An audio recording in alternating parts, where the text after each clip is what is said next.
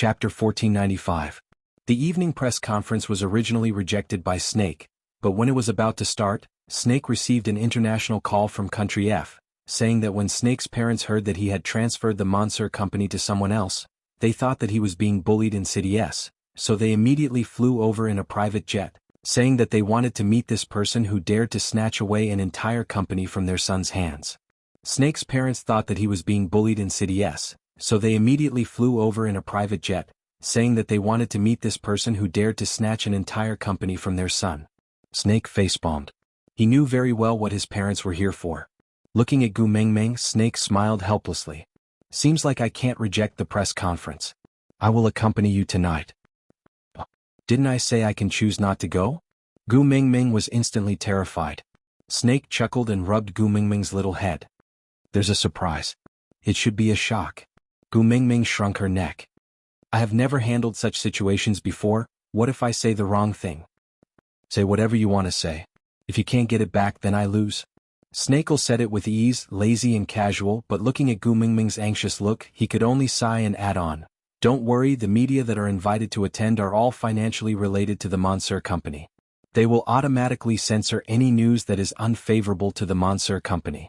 Even if a small reporter dares to write about it, he will not be able to pass the many layers of checks from approval to publication. Because those in power will not offend a big financial backer for a small piece of news. So even if you don't trust me, you should trust money, right?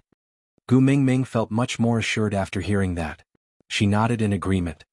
Yeah, that's true. Who can't live with money? Snake's face darkened. He was not reliable with money? She didn't trust him but trusted money?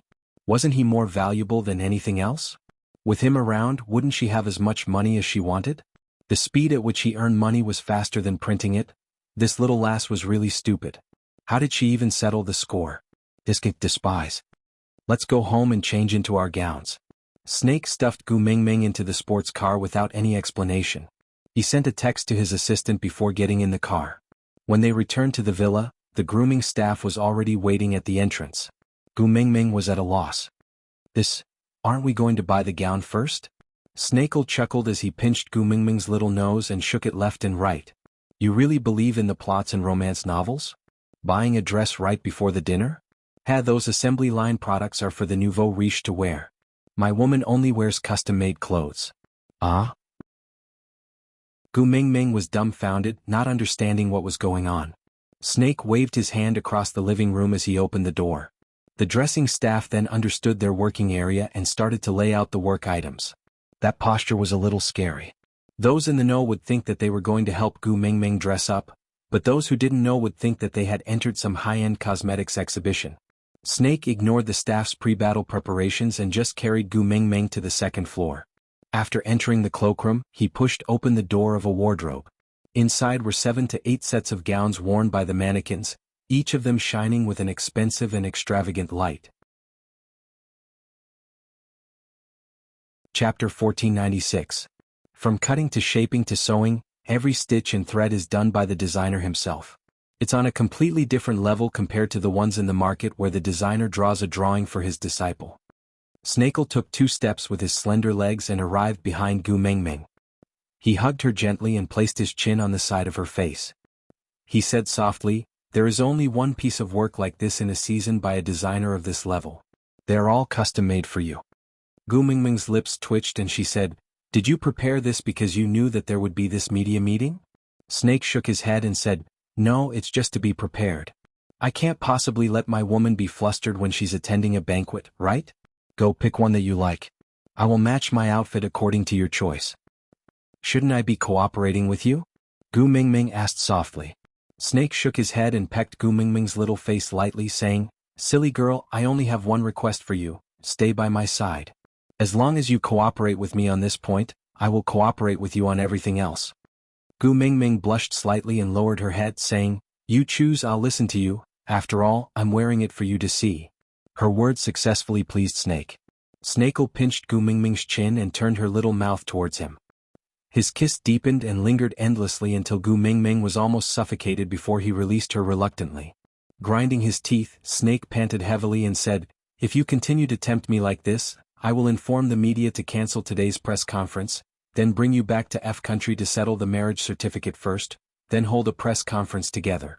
Gu Mingming blushed, because Snake had told her countless times to save the most perfect first night for the nuptial chamber. So it was clear what this marriage certificate meant. Gu Mingming blushed. Forget it, if you don't want to choose, I'll choose myself. Gu Mingming was so embarrassed that she struggled out of Snake's arms. She chose a less exaggerated white gown from the 7 pieces of gown. She wore a knee-length A-line skirt with a bow tie. A few simple pleats made her waistline very high, and her body proportions looked exceptionally good. Youthful but not pretentious, pure but not pretentious. Gu Mingming felt that a famous artist was indeed a famous artist. It looked simple, but it was definitely not that simple. Every detail exuded meticulous perfection. Perhaps this was the so-called spirit of craftsmanship? Snake was very territorial. He would not let the staff come up to the 2nd floor. The living room was the limit of his tolerance. So Gu Mingming's gown was personally changed by Snake. Although he said that he was helping her to change, he was actually just helping her to pull the zipper on her back. Gu Mingming dressed herself in the washroom and came out. Is it nice? Gu Mingming was a little uneasy. After all, she had never thought that she would be able to wear such beautiful clothes in her life, let alone wear them.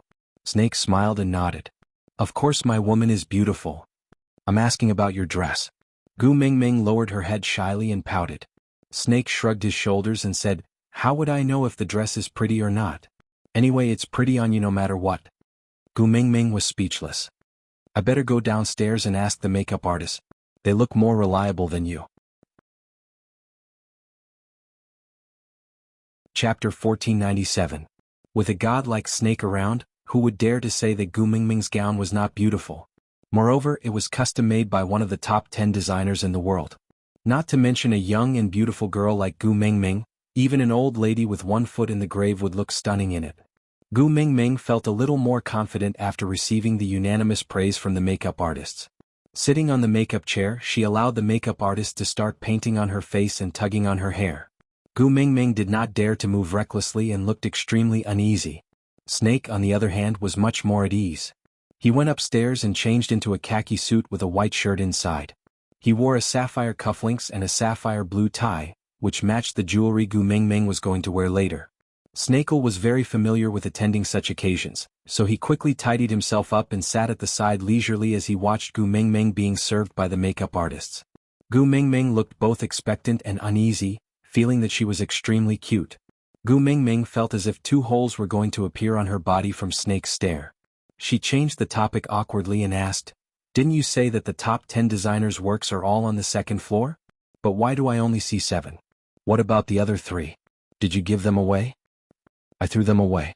Snake answered casually, but Gu Mingming was so shocked by this word that she almost bit her tongue.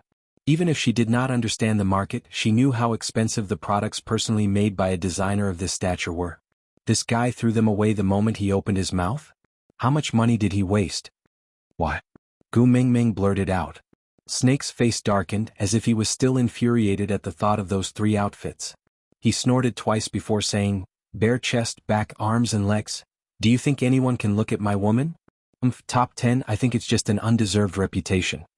Gu Mingming understood.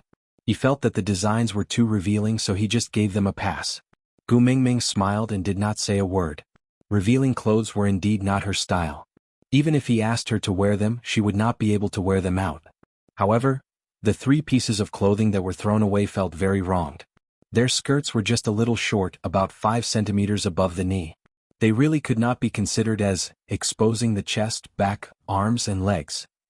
After everything was settled, Gu Mingming looked at Snake's khaki suit, which also had the word Ming embroidered on the chest area. She couldn't help but find it funny and said, it's not appropriate to wear this at such a formal occasion, right? Snake said disapprovingly, not pretty? I'll change to another set. Gu Mingming nodded and said, change to a normal suit without any words. Snake stopped in his tracks and turned back to look at Gu Mingming in disbelief. He waved his hands to dismiss the makeup artist. The makeup artist did not dare to delay and walked out in a single file without keeping anything. Gu Mingming did not understand what was going on with the sudden oppressive atmosphere and could only stare blankly at Snake.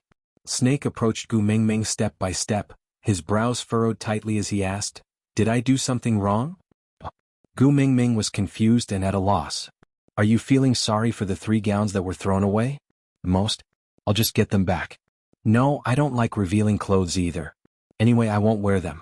Moreover, you've already thrown them away, why would you want to get them back? Chapter 1498. I'm not angry. Gu Mingming was at a loss.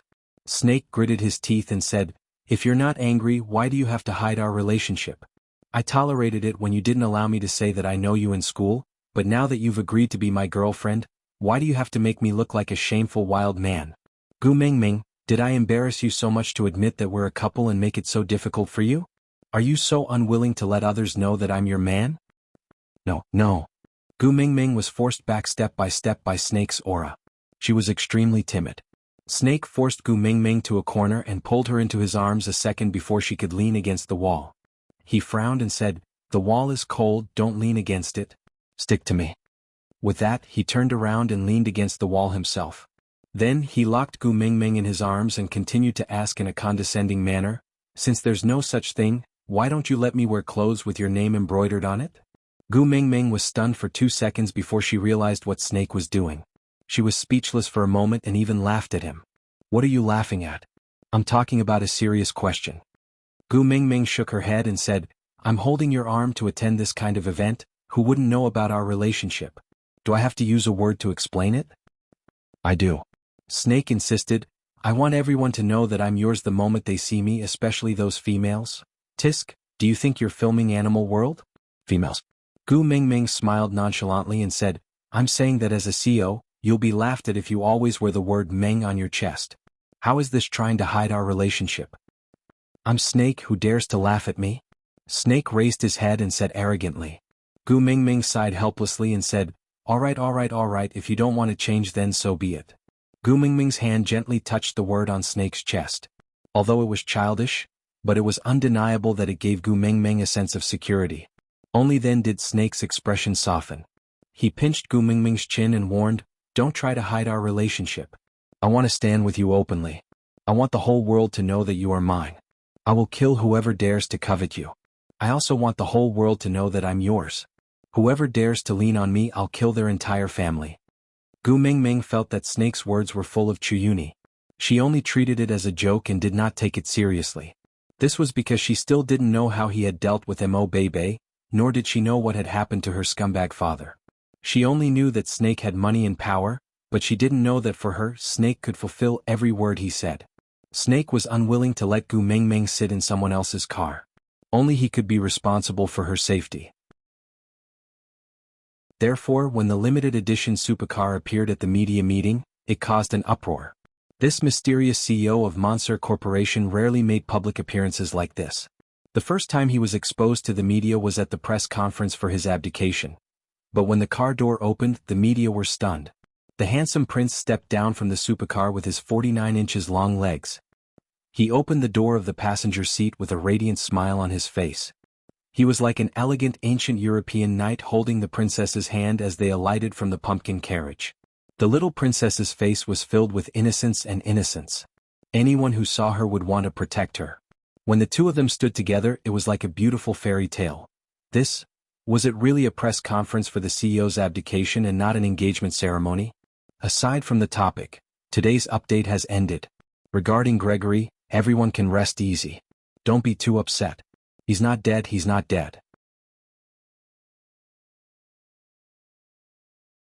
Chapter 1499.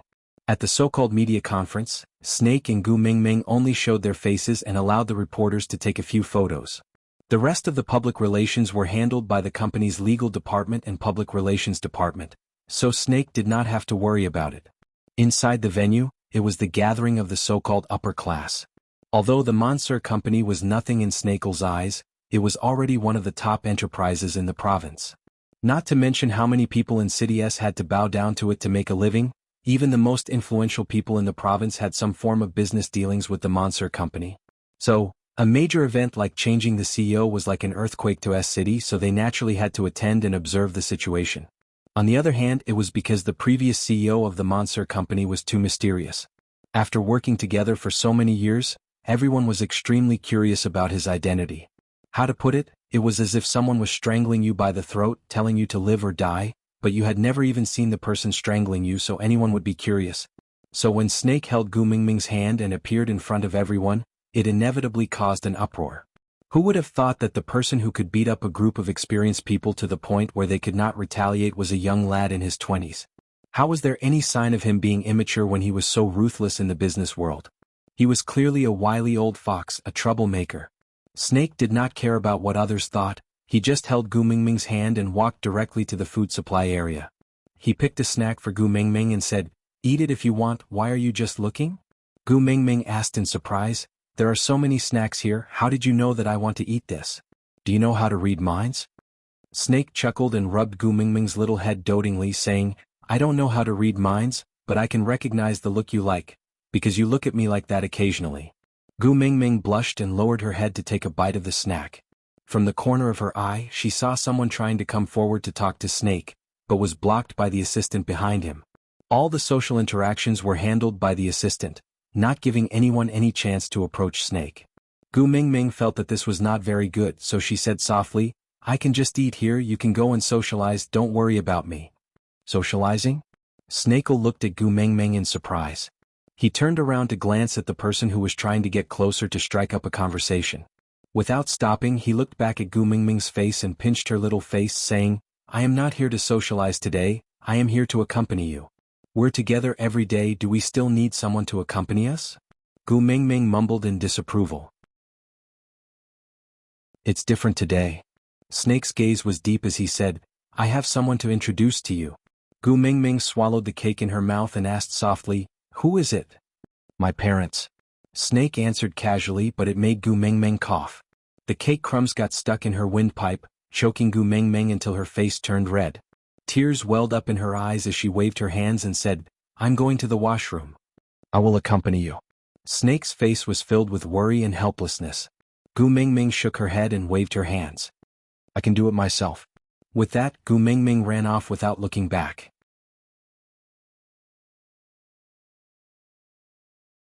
Chapter 1500. "Yes, I will take care of it," Snake's assistant replied succinctly. He did not even ask why it was not good before turning around to negotiate with the organizer. After that, the cake shop that was supposed to receive a lot of praise for hosting the Monsieur Company's press conference disappeared overnight. It ceased all activities in S City and not a single branch could be found. The reason was, the quality of the cake was not up to standard and it choked the precious daughter of the Monsieur Company's owner. Let's not talk about this for now. They would only talk about how Gu Mingming locked herself in the cubicle after entering the washroom. Her heart was beating wildly at first, but now she could foresee her tragic ending. It's time to wake up from Cinderella's dream. Snake could love her, pamper her and indulge her, but his parents would never agree to him dating a worthless and down-and-out girl like her. That's right, if she was Snake's mother she would not like her either. Snake was blinded by love and looked at her no matter what, but his parents, on such an occasion and with so many reporters at the entrance, if there was some scandal of Cinderella's dream of becoming a wealthy family being shattered, wouldn't there be a huge uproar? She was just a nobody and people would quickly forget about her, but Snake would definitely be criticized by others. Moreover, with Snake's stubbornness towards her, he would definitely go against his parents for her and things would get out of hand. Gu Mingming bit her lower lip and patted her face. She tried her best to smile and tell herself, "It's alright, I've already been very happy during this period of time. One should not be too greedy or they would suffer retribution." With that thought, Gu Mingming gathered her emotions and prepared to push open the door to wash her face.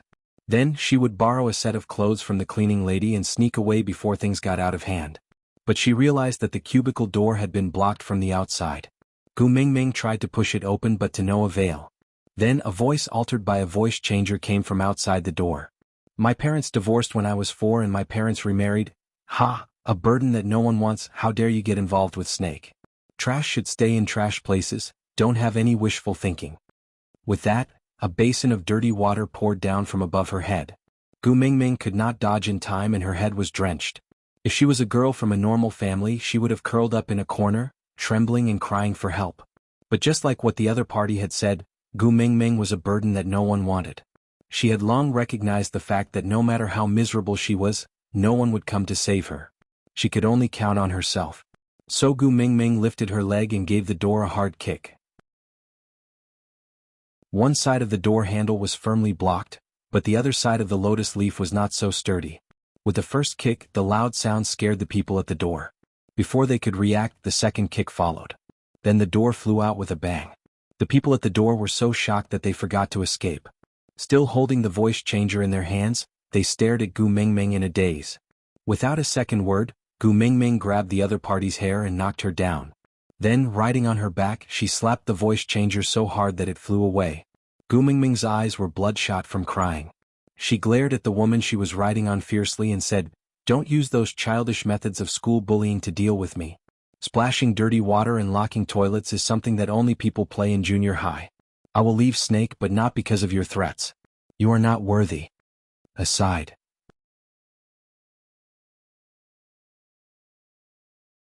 Chapter 1501.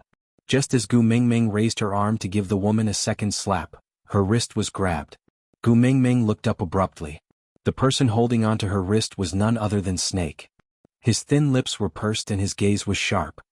His entire gaze was locked onto her, not giving a single glance to anyone else. But his gaze was filled with disappointment, sadness and anger. Gu Mingming chuckled. Yes, he should be angry. What kind of occasion was this? He had brought her here, but she had dirted herself all over. Now she was even riding on someone else's body to fight like a shrew. If it was her, she would also be disappointed and angry. Gu Mingming pulled her arm away, but Snake did not let go. Instead, he tugged forcefully and pulled Gu Mingming into his arms. He did not seem to care that the filth on her body would land on him. He just locked her tightly in his arms and went up to the second floor without a word.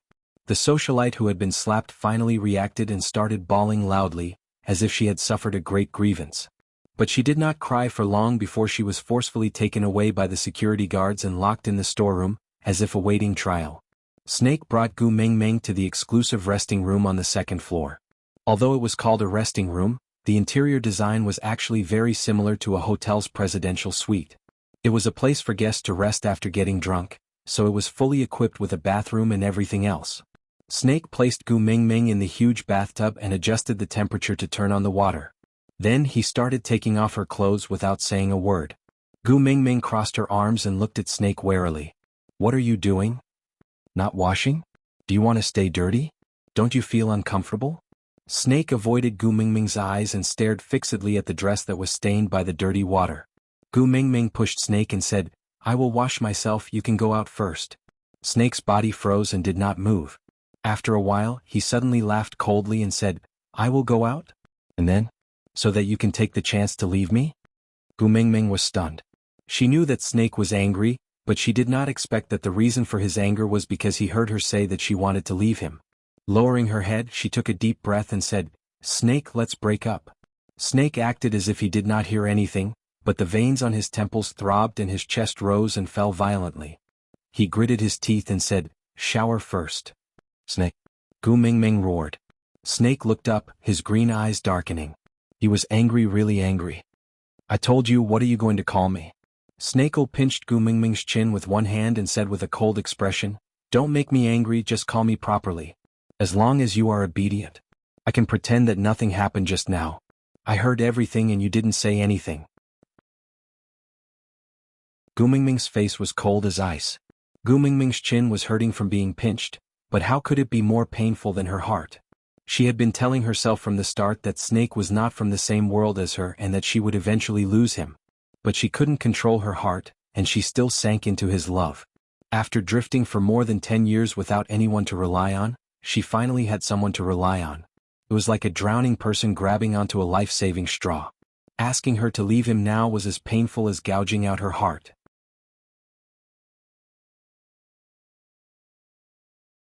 Chapter 1502. We belong to two different worlds, we don't have a future. Wake up, it's better for everyone if I leave. Gu Mingming's tears fell uncontrollably from the corners of her eyes, her sorrowful gaze making Snake's heart wrench.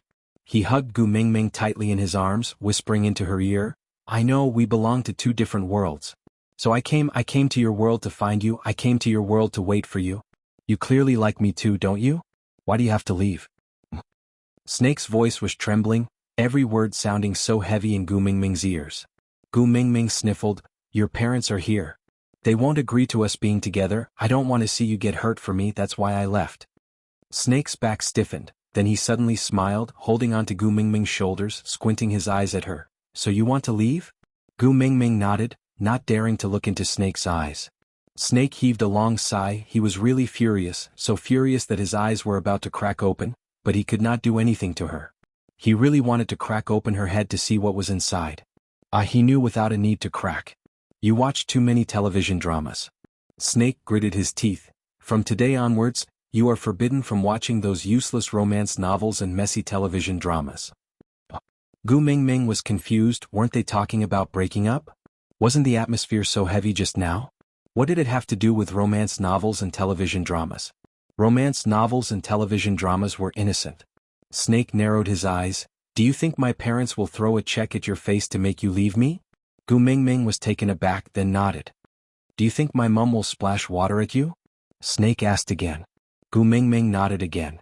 With every nod from Gu Mingming, Snake's cold smile grew wider, then he asked again, do you think if you don't break up with me my parents will put me under house arrest? Then I will go on a hunger strike, my parents will use your safety to threaten me, forcing me to compromise. In the end, I will have no choice but to follow my family's wishes and marry someone I don't like, then we will be strangers, never to meet again, right?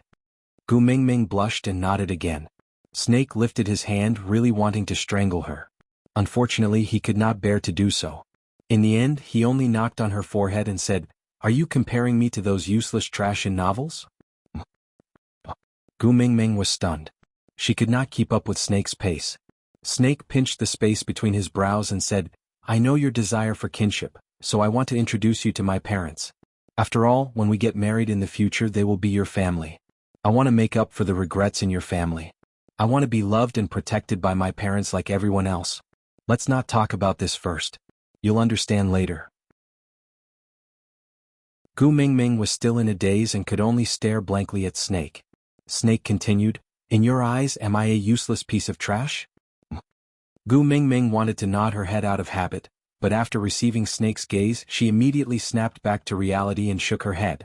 Snake sighed heavily before saying, do you think I will allow someone to throw a check at you? Splash water on you? Then you put me under house arrest and bullied you?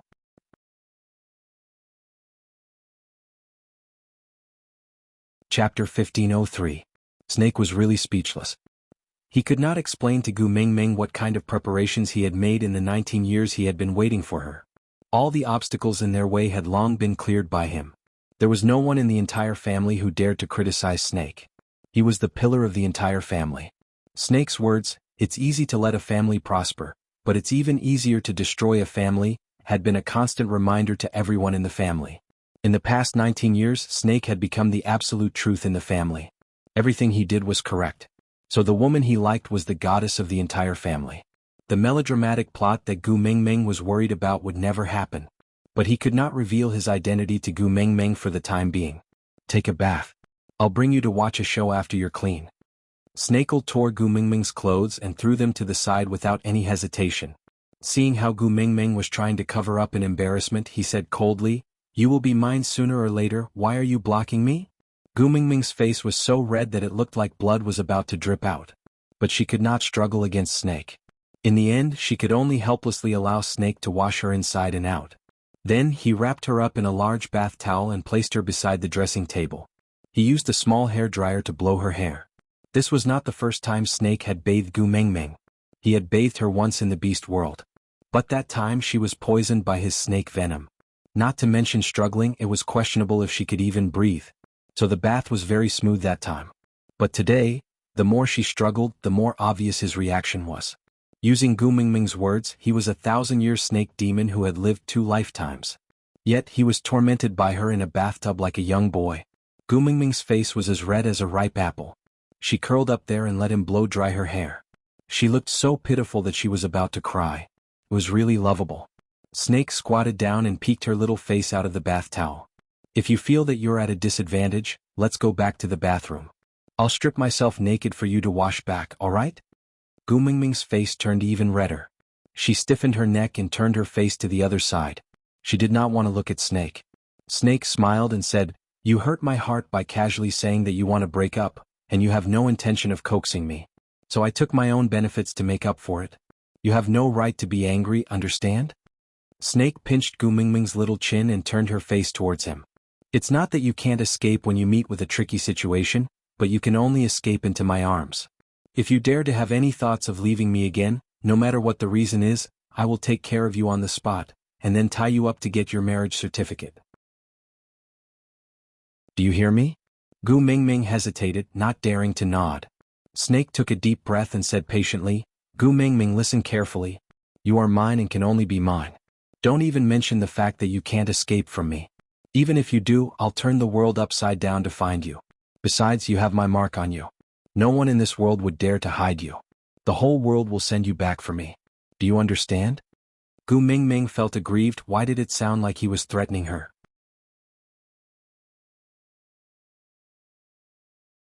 Chapter 1504. Seeing how Gu Mingming refused to express her stance, Snake felt helpless.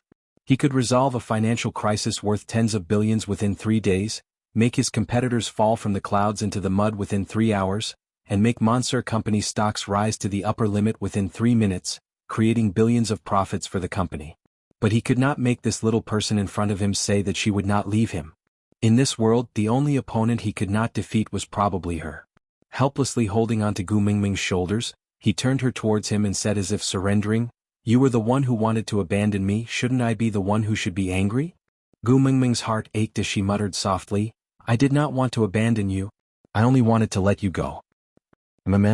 She finally opened her mouth and Snake felt a little relieved. Gu Mingming looked at Snake and felt her nose sting. Feeling wronged, she said, Who would be willing to give up such a perfect boyfriend like you? I have never been cherished and treasured like this before. Do you know how hard it is to let go? I can't wait to stick to you for the rest of my life, but one cannot be too selfish. You are like the moonlight, only to be looked up to. How can I drag you down from the sky into the mud to suffer in this dirty world with me? I like you so much, so I can't bear to become your flaw. I had to grit my teeth to let you go. I did not abandon you. Snake was stunned as the corners of his lips curled up uncontrollably.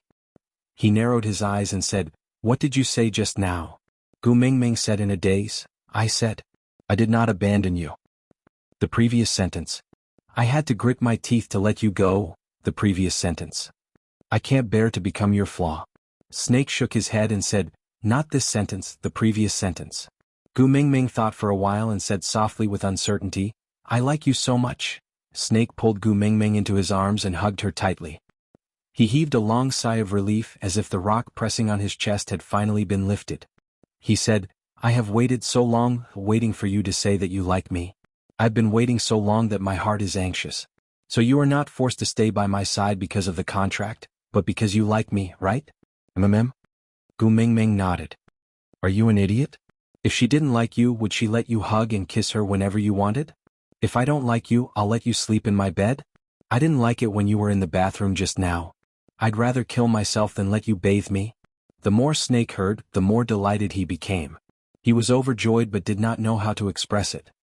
He could only kiss Gu Mingming's lips fiercely, with ecstasy and a tinge of punishment. Ouch, it hurts. Gu Mingming's lips were bleeding from Snake's bite. She frowned at Snake and pouted coquettishly. Snake raised his eyebrows and smiled evilly. Serves you right, who asked you to kidnap my woman? Don't you know that I won't be able to eat, sleep or live without my Tumeng? How could you be so heartless? You clearly know that my woman likes me too, but you still want to kidnap her. Won't Tumeng be sad if she leaves me? Gu Mingming lowered her head, feeling a tinge of sweetness in her heart. She nodded and said, You will be sad, definitely.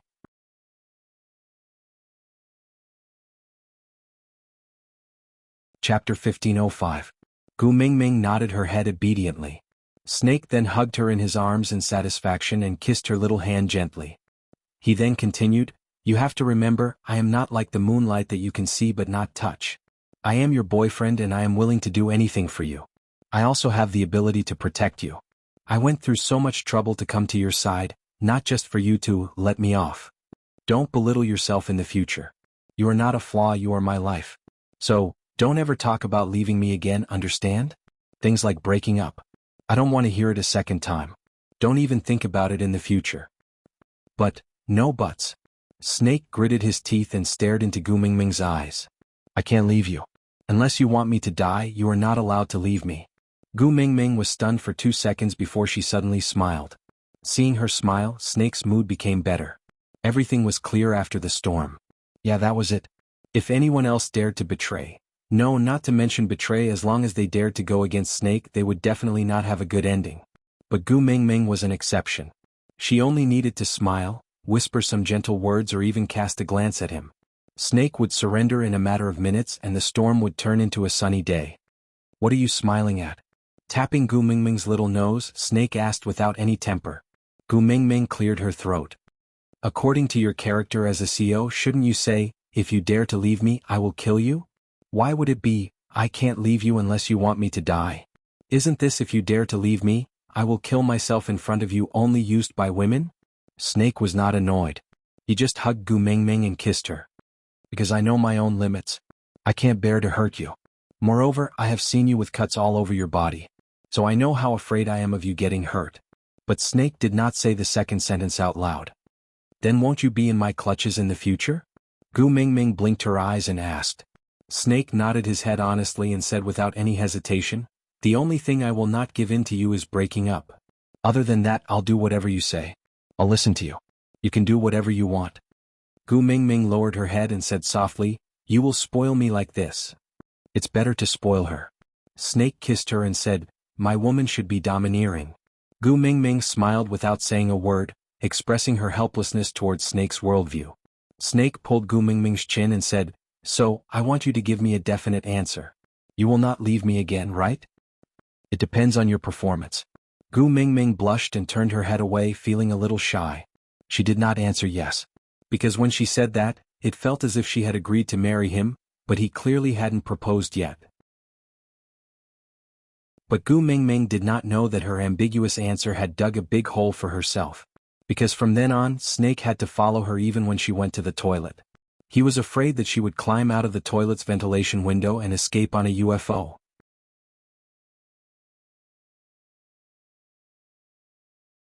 Chapter 1506. When Snake was bathing Gu Mingming, he had already instructed his assistant to fetch another set of gown from the villa. Although there was no makeup team to redo Gu Mingming's makeup, Gu Mingming was young and had good skin. She looked beautiful even without any makeup. After changing into the new gown, her hair was blown straight by Snake, draping lightly behind her back. When Gu Mingming held Snake's hand and walked down from the second floor, the scene downstairs was a little strange. How should she put it? The originally harmonious banquet now looked like a court. An old couple sat on a European-style sofa in the middle of the hall. It was obvious that they were of a certain age, but they weren't old. Their every movement exuded a sense of nobility. The man took out an old pocket watch from his jacket pocket, glanced at it, and then said in Chinese that wasn't too standard, now an hour has passed. If you cannot give me a satisfactory answer, then, today's matter will be escalated to the national level. I don't know if you can bear the responsibility of insulting the F country's royalty. Gu Mingming looked at Snake in a daze. Snake only patted her little hand that was in the crook of his arm, indicating for her to wait and see. Gu Mingming nodded obediently and followed Snake to the middle of the hall. Father, mother. Snake was very polite and gentlemanly. To be honest, Snake had never been so polite to these two since he was born. So, when he greeted them so formally, they felt a little flattered. Uncle, Auntie. Gu Mingming said awkwardly.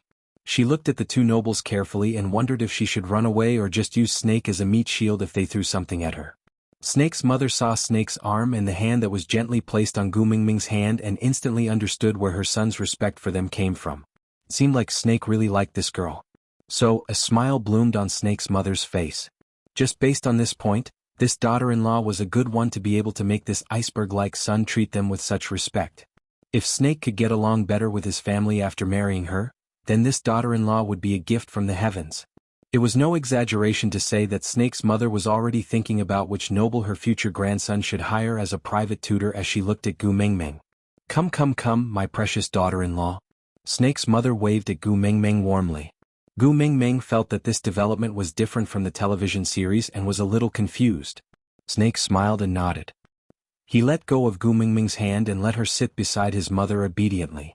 Snake's mother held onto Gu Mingming's little hand lovingly and said with a face full of love, "Don't be afraid, mother will stand up for you. Although this isn't F country, we won't let anyone bully our daughter-in-law." That's right. The old gentleman at the side slammed his walking stick on the ground and said, "Our precious daughter-in-law has been humiliated here. You must give us an explanation." Gu Mingming was at a loss. So this court-like scene was to help her vent her anger? Who are you interrogating? What kind of humiliation had she suffered? Snakel's lips curled into a smile, not because of anything else, but because Gu Mingming did not reject the term daughter-in-law.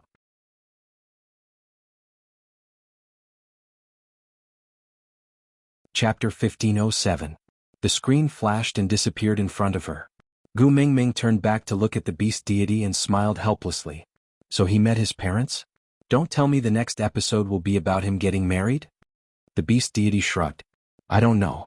The children will have their own blessings. Gu Mingming was speechless. She shook her head. I'm done watching the show. Father, answer my question. The beast deity nodded. Go ahead. Gu Mingming asked, if that legend is true, then Mota Mountains is Whale's original form? The beast deity nodded. Gu Mingming asked again, what's the relationship between whales and Little Shit? Little Shit clearly said that he had never been to Mota Mountains. But how did he know that there was a snake path there? Elvis said that Little Shit would go crazy the moment he got close to that mountain. He couldn't control himself no matter what. He even said that something was summoning him. The beast deity hesitated for a moment. Then he smiled and stroked Gu Mingming's hair. Let him tell you these questions himself when he comes back, all right? Gu Mingming was stunned for a moment. Then she smiled and nodded. As long as he's fine, I'm at ease. The beast deity said that Little Shit could come back and tell her personally. This meant that at least Little Shit was safe and he could still come back. That was enough. Everyone had their own feelings that they could not control. Gu Mingming did not force Little Shit to tell her everything, and even more so, she could not ask him to place all his burdens on her again. Her relationship with Little Shit was the type where they would drink and chat merrily when they were free. When they were busy, they would cultivate separately. When they were in trouble, they would risk their lives to accompany each other. She knew that as long as something happened to her, Little Shit would rush back to help her no matter where he was. And vice versa. Little Shit would definitely know that she would do anything for him. He must have his own reasons for leaving without saying goodbye. Since the beast deity said that Little Shit would come back, she could rest assured. Gu Mingming's heart was finally relieved and she felt much better.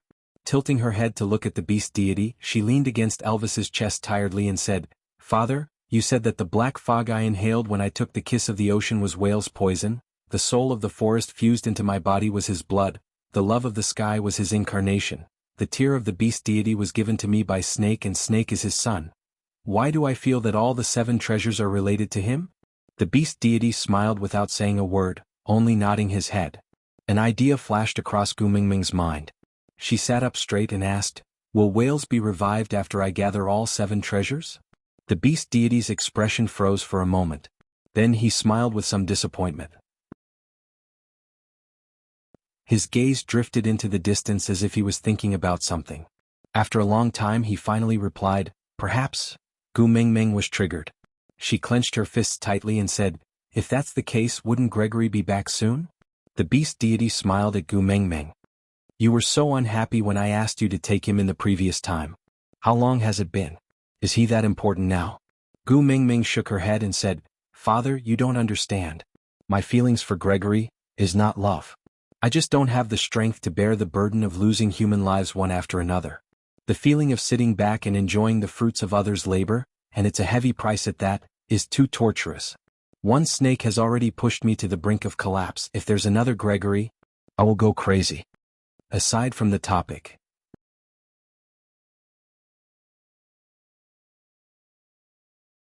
Chapter 1508. Gu Mingming looked up at Elvis and said with a pleading tone, Hubby, let's go look for the spirit of the rocky cliffs after we return? All right? Gregory really wanted to say that they did not have any information on the spirit of the rocky cliffs and did not know how to find him. But looking at Gu Mingming's swollen eyes and hoarse throat, Elvis could not say a word of no. He could only nod his head and say with a doting and heartache smile, yes. Gu Mingming heaved a sigh of relief and finally relaxed. If she could save Gregory and revive him, then there would always be a chance to make up for what she owed him.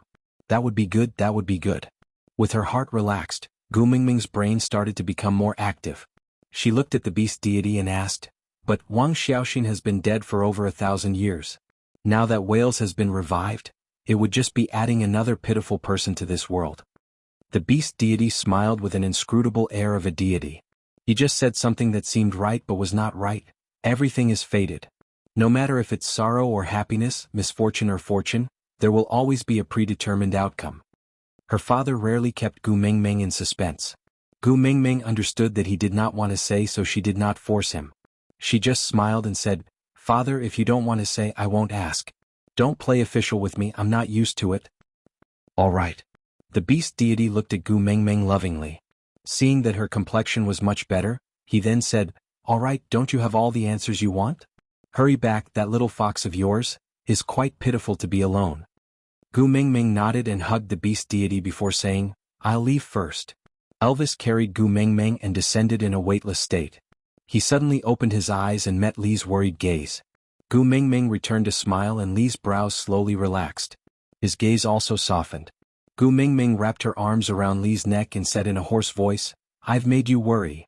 It's good that you're fine." Leah conveniently carried Gu Mengmeng to the side to feed her water. Elvis had also been lying down for a few days and needed to exercise his stiff body. Gu Mengmeng turned around and saw that there were indeed many fresh beast skins on the bed.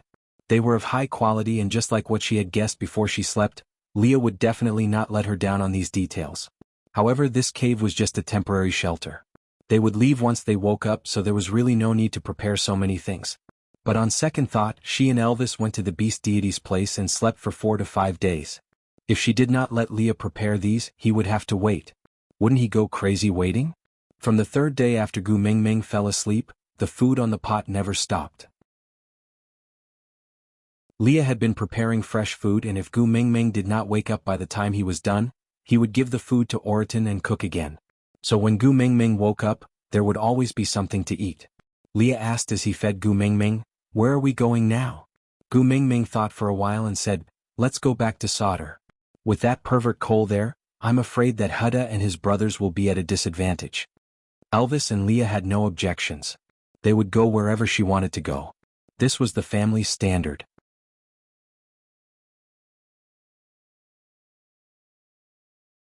Chapter 1509. When they came, it was filled with laughter. But when they returned, the atmosphere was a little heavy because Gregory and Wabi were not around. Because of the lack of interest in sightseeing, the 1-month journey only took 20 days to return to Sauder. The atmosphere in Sauder was a little strange. How should she put it? It was too peaceful, so peaceful that it was strange. Based on Cole's temper, he would definitely do something when Gu Mengmeng and Elvis were not around. But when Gu Mengmeng returned, she realized that the tribe was as peaceful as a paradise. Even in the past, the Fox clan and the Wolf clan were always in conflict with each other. Why was it that after her trip to Moda Mountains, it was as if everything had changed? Gu Mengmeng did not return to the stone castle. Instead, she went straight to the meeting room. Hudda, Qixin and Jiaoyu knew that Gu Mengmeng had returned and were all waiting for her in the meeting room. Elvis instructed the wild wolves to call the 7 wolves from Sandy's family over, while Leah volunteered to meet Cole. Although Gu Mengmeng was worried that Cole would use his status as the Fox King to pressure Leah, but other than Leah, there was no one else who would not fall into Cole's trap. Leah kissed Gu Mengmeng's forehead, assuring her that he could retreat unscathed and not let her worry. Only then did Gu Mengmeng nod and allow him to meet Cole. In the meeting room, Qixin honestly explained how he had used himself as a bargaining chip to threaten Cole not to act rashly. Gu Mengmeng slammed the table in anger. Before she could say anything, Qixin pounced into Gu Mengmeng's arms and sobbed. "Mum, you don't know how scared I was these few days. Without you around, there's no one to protect me." Sobs, sobs, sobs. A motherless child is so pitiful. I can only hang around with Cole. I was so afraid of that pervert. He's not afraid of death. I almost couldn't see you anymore. Gu Mengmeng was dumbfounded by Qixuan's crying. The scolding she was about to say got stuck in her throat and became, "All right, good boy. Mum is back. With me around, he won't dare to bully you again." Qixin wiped his non-existent tears and nodded pitifully. He looked as if he had been greatly frightened. Gu Mengmeng could not bear to scold him anymore. After all, he was just a 3-year-old child. Qixin and Jiaoyu exchanged a look. The first move to deal with their mother, acting pitiful, had succeeded. As for why the Fox clan and Wolf clan suddenly got along with each other, it was an accident. Sandy's family now had a new pet. It was none other than the gentle and flirtatious Arnold. Normally, it wasn't a big deal for a female to have a pet at home, but this female just had to be Sandy and the pet was Arnold. This made things a little tricky. Gu Mingming, the messenger of the beast deity, already had many complaints about the Fox clan. Ever since Cole, the Fox King, was born, they had become even more distant. If Arnold could successfully win over Sandy, he could repair the relationship between the Fox clan and the messenger of the beast deity. If Arnold also impregnated Sandy and successfully became in-laws with Gu Mingming, then the relationship between the Fox clan and the messenger of the beast deity would be even more stable. So the Fox clan was afraid of causing trouble and dragging Arnold down, causing Sandy and Arnold to be estranged. Then all of Arnold's previous efforts would be wasted. After all, Arnold was just a pet now and had yet to enter the next level. So the Fox clan naturally had to restrain themselves and not give the Wolf clan a chance to make a fuss. Aside from the topic, author, Qixin, your image as a black-bellied young master has collapsed. Qixin, ha, what do you know? As long as my mother doesn't cry, not to mention turning into a whining monster, I can do anything.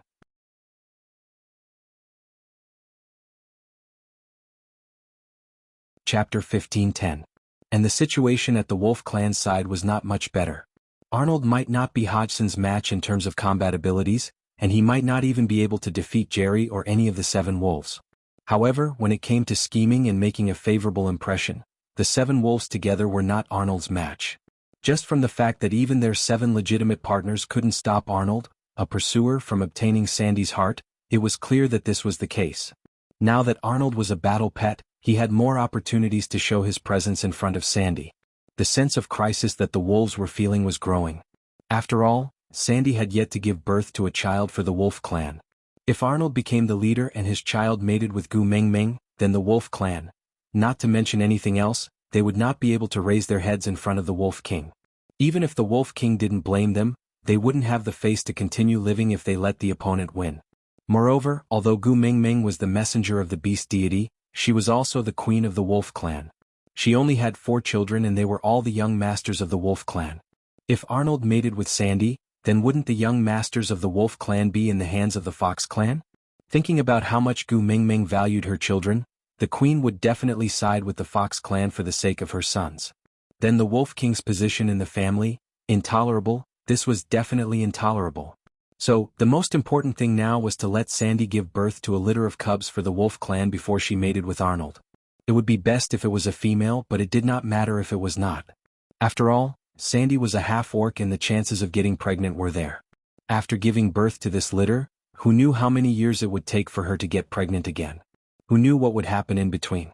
Maybe Sandy had seen through Arnold's true colors and did not like him anymore? Or maybe because of the children she valued the 7 wolves more? Anyway, no matter what, they had to let Sandy give birth to the Wolf clan's children first. To achieve this goal, the entire Wolf clan unanimously decided not to fall out with Arnold before Sandy got pregnant. They would not let him have the chance to sow discord in front of Sandy. As a result, the struggle between the 2 tribes was concentrated in Sandy's small world. Only at home was the uncivilized version of Empresses in the Palace being played out every day, but the 2 tribes in the tribe were so harmonious. It was embarrassing.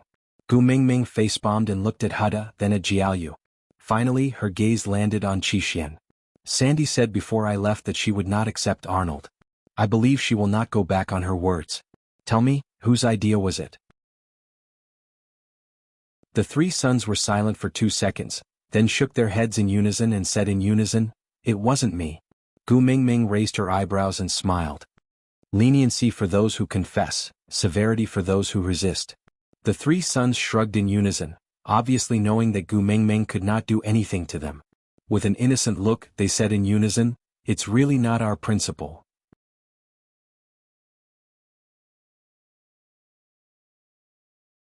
Chapter 15:11. Jianghu smiled cautiously and took a small step forward. He squatted down to massage Gu Mingming's legs and said with a fawning expression, "Hee hee, Mum, you are really a prophet. You are the female Zhuge of today. Nothing can be hidden from your pair of beautiful eyes. Mum, how can there be such a perfect female like you in this world? Not only are you devastatingly beautiful, your intellect is also unparalleled." "Stop." Gu Mingming poked Jianghu's head and said, "Stop trying to seduce me. Confess honestly and you will not suffer any physical pain." Jianghu naturally knew that Gu Mingming would not really beat him up because of this matter. He just smiled mischievously and said, "How am I trying to seduce you? I'm speaking from the bottom of my heart." Seeing Gu Mingming glaring at him, Jiaoyu stopped being mischievous and obediently smiled and said, Speak all right? Mum, how would I dare to hide what you want to know? Am I not afraid that you will cry? Gu Mingming suddenly felt a sense of heroism. She had only cried once because of Qixuan. Just once. Indeed, the effect was very good. Not only did she make Qixuan cry back, none of the males in the family, from her partners to her sons, dared to disobey her. But to bring up the matter of her crying every now and then, did she not want her reputation? I am your mum. Gu Mingming chided. I know. Jiaoyu nodded seriously and said, apart from my mum, who else can receive such treatment? Letting me, the dignified wolf clan's young master, massage your shoulders and legs, right? TSK still mischievous? Gu Mingming poked Jiaoyu's head again. Jiaoyu chuckled and said, don't be mischievous anymore. Didn't you want to ask me how I persuaded the wolf clan to behave? It's actually very simple. I just told them, look, there is already a Daji from the Snow Fox clan who is engaged to our wolf clan's young master. If Arnold and Sandy give birth to another female, based on my mum's relationship with mother-in-law, they would definitely keep the goodies within the family. By then, at least 2 out of my mum's 4 sons would be in the hands of the Fox clan. Would our wolf clan still have a place to stand? Gu Mingming rubbed her brows. If you say that, they should be dying to kill Arnold immediately. Why would they choose to keep the peace? Jiaoyu slammed the table and said, she is indeed my mother, she is too smart. You guessed it right. At that time, the wolf clan's elder was unwilling and took the lead to directly bite Arnold to death. In the end, as Jiaoyu spoke, he suddenly stood up and patted his chest. Like a hero, he said, your son. I immediately used the prestige of the wolf clan's young master to say, wait. Gu Mingming was amused by Jiaoyu's storytelling manner. She pinched him and said, speak properly.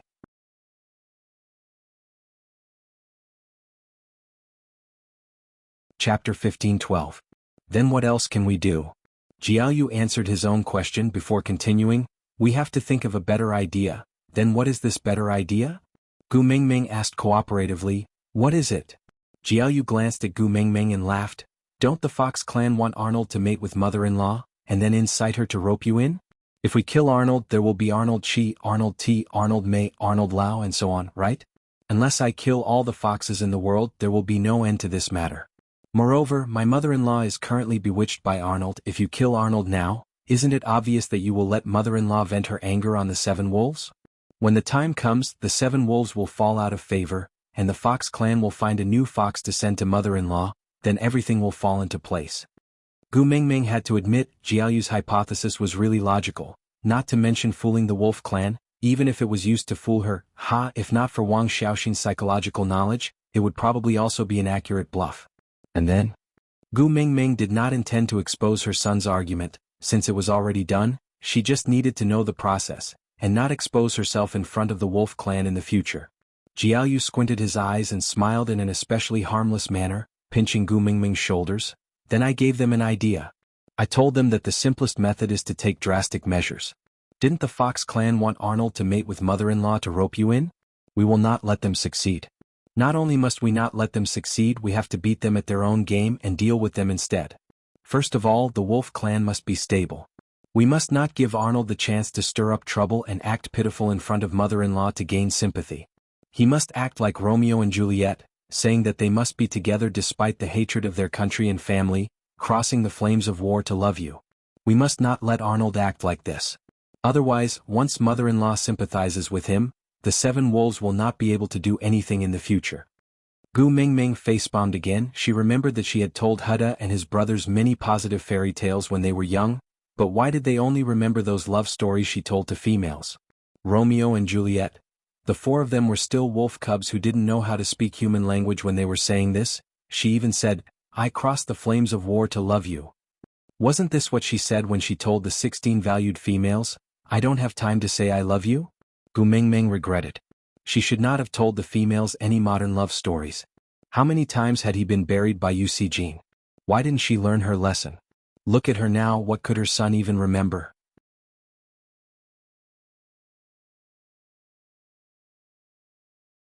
Chapter 15:13. Gu Mingming's head really hurt. She looked at her sons with a strange gaze. She now understood why Elvis did not allow her to teach her sons. If she continued teaching them, they would all be able to go back to ancient times and act in empresses in the palace. She did not need to memorize the script and could just improvise like palace scheming. Son. Jiaoyu was smart, but he was not as good as Qixin at reading people's thoughts and body language. Qixin kicked Jiaoyu from behind. Only then did Jiaoyu notice that Gu Mingming's expression was not right. He retracted his arrogant ramblings and cleared his throat, saying carefully, "Mum, don't be angry. I'm not scheming against mother-in-law. It's just that I'm afraid something will happen to the tribe when you're not around, so I'm using this method to stabilize the various powers." Second brother used his life to threaten Cole.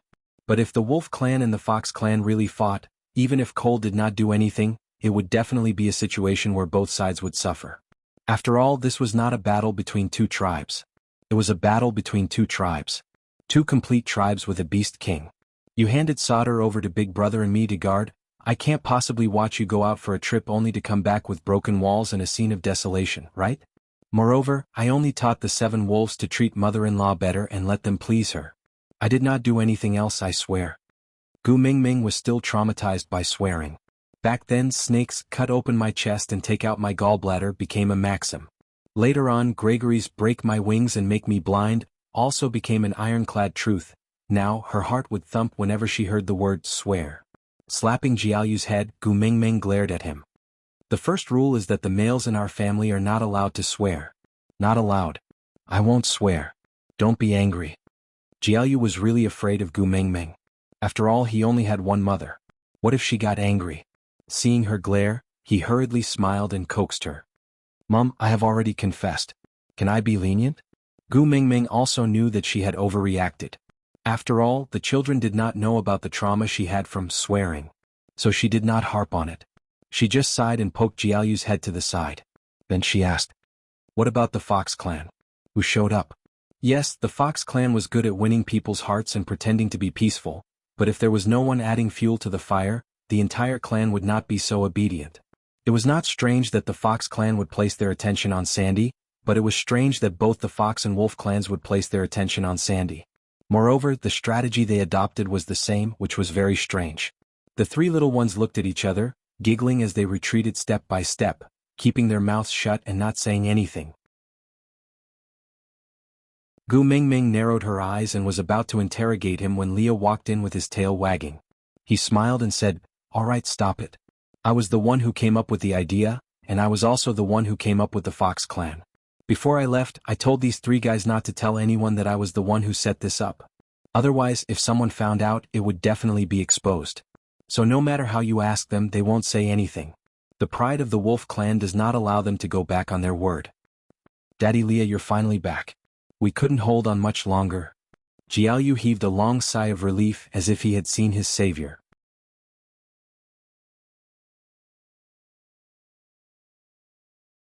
Chapter 15-14. Qixin remained silent for a moment before saying, "I have already stayed here for too long in order to restrain Cole. I am worried about leaving Kanwu alone in Zacharias. Since all of you are back, I will return to Zacharias to accompany Kanwu." Gu Mingming's heart ached the most for Qixin. Qixin had suffered the most when he was young, and after he grew up, he was the busiest of the 4 sons. Hugging Qixin, Gu Mingming said with a pained expression, "There is a night campfire party to celebrate my return. Stay behind and let Daddy Leah make you some good food to nourish you. Let's leave tomorrow morning, all right?" Ever since Gu Mingming burst into tears that time, Qixin could no longer reject her. He just nodded his head and smiled in agreement.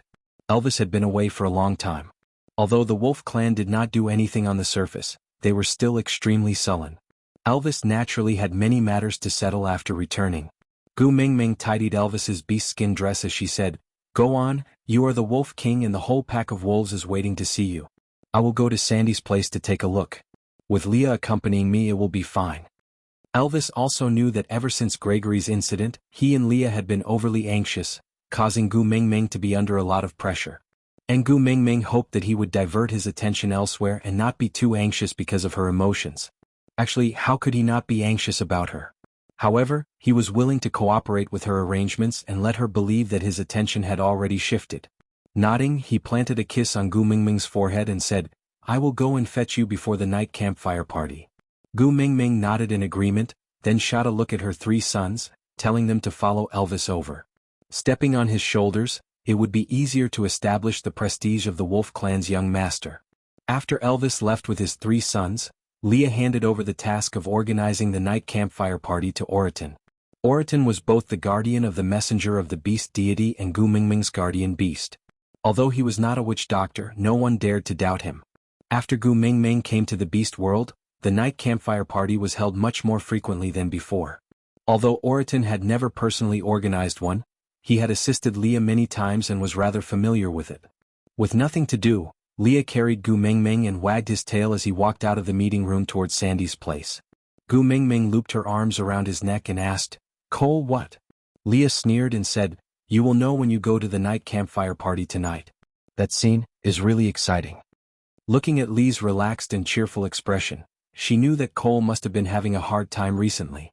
As long as he wasn't, Gu Mingming would feel good. As for what was wrong with him, Gu Mingming did not really want to know. Gu Gu while Ling Tian of Tamu to long to say, wolf to say to of mu. Sandy was sitting on the other side of the cave entrance with the 7 wolves surrounding her attentively.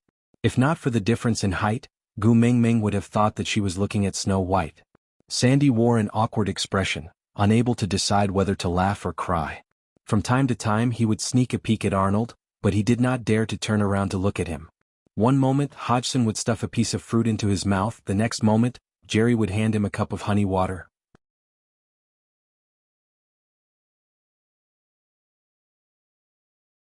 Chapter 15:15. Girl. Sandy was the first to react. She jumped up and pushed Hodgson, who was blocking her way, before pouncing towards Gu Mingming. Gu Mingming also jumped down from Lee's arms. The two of them hugged each other tightly. Little Bear Bun and Girl were the new nicknames that Gu Mingming and Sandy had agreed on when they last met. Other than partners, only the two of them had nicknames that belonged to each other. Although it was just a nickname, it was the highest honor in the beast world because of Gu Mingming's identity. Sandy did not care about honor, but she was very happy that she was the most special in her most important friend's heart. "How is it? Is it hard to endure a beauty's grace?" Gu Mingming teased. Sandy blushed at the mention of this. She lowered her head and said, "Girl, I'm sorry." What? Gu Mingming was confused. Sandy sneaked a glance at Arnold and said, "Before you left, I said that I would only accept him after Leah becomes the Fox King, but, that day was really—" Gu Mingming understood that Sandy was referring to Arnold. She smiled knowingly and used her elbow to poke Sandy.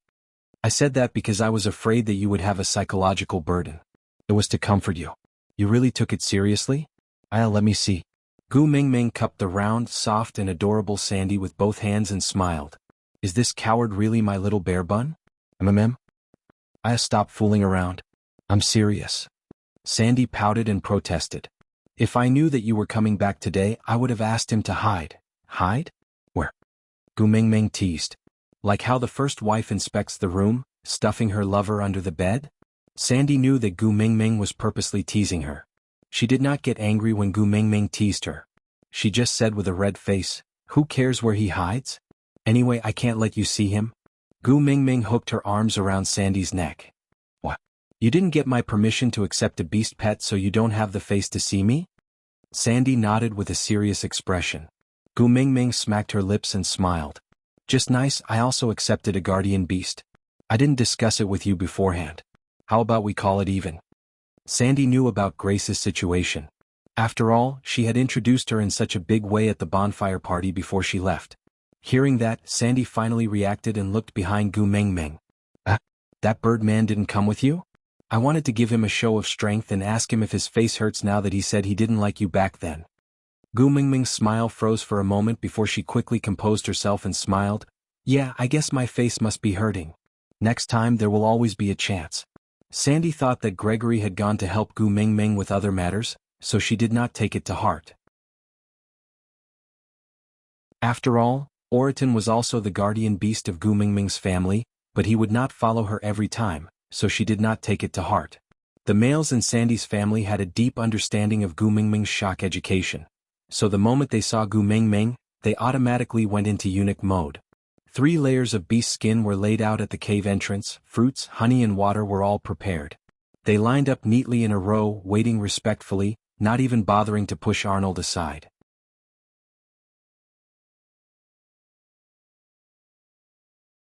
Chapter 15-16. All right. Sandy was already filled with anticipation without even asking what it was. Gu Mingming moved her shoulders, then suddenly exerted strength. A pair of transparent wings that resembled ice spread out from her back. Then, under Sandy's shocked expression, Gu Mingming flew up into the sky and hovered in midair under the setting sun.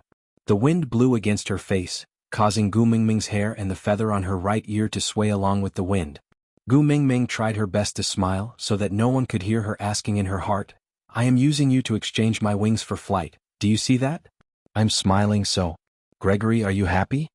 After flying 2 rounds, Gu Mingming finally calmed herself down and landed steadily on the ground. "Girl, you are too amazing, you really flew up into the sky." "That's right, this time I can really stand shoulder to shoulder with the sun." Just as Gu Mingming was speaking, Arnold suddenly entered the conversation. "Congratulations, Great Messenger, and congratulations to Ninth Highness." Gu Mingming glanced sideways at Arnold. Arnold continued, "Everyone knows that the Great Messenger wants the love of the sky so that Ninth Highness can have children. Now that the love of the sky is in our hands, the Snow Fox clan will have a new noble." Gu Mingming was about to speak but Leah beat her to it. "Looks like you are really pampered so much that you have nothing to fear." Arnold did not seem to understand and just stared blankly at Leah. Leah waved his tail and stood up to walk in front of Arnold. "As a senior beast pet, let me give you a piece of advice as someone who has been through it. Don't think that everything will be fine just because you have a status. There is a limit to how much she can dote on you. If you touch on her taboo, females will turn on you more ruthlessly than males. I am willing to hear the details." Arnold still did not understand what Leah meant, but he could see that Sandy's expression did not look too good, but he did not know what he had done wrong, so he could only put on an attitude of listening attentively. Leah tilted his body and swayed his tail, smiling. "As a beast pet, the most basic thing is to learn how to read people's expressions, right? When the two of them gather together to talk, don't mention you, a mere beast pet. Did you see that row of people standing there? Which one of them does not have more authority than you? Do you see who dares to interrupt?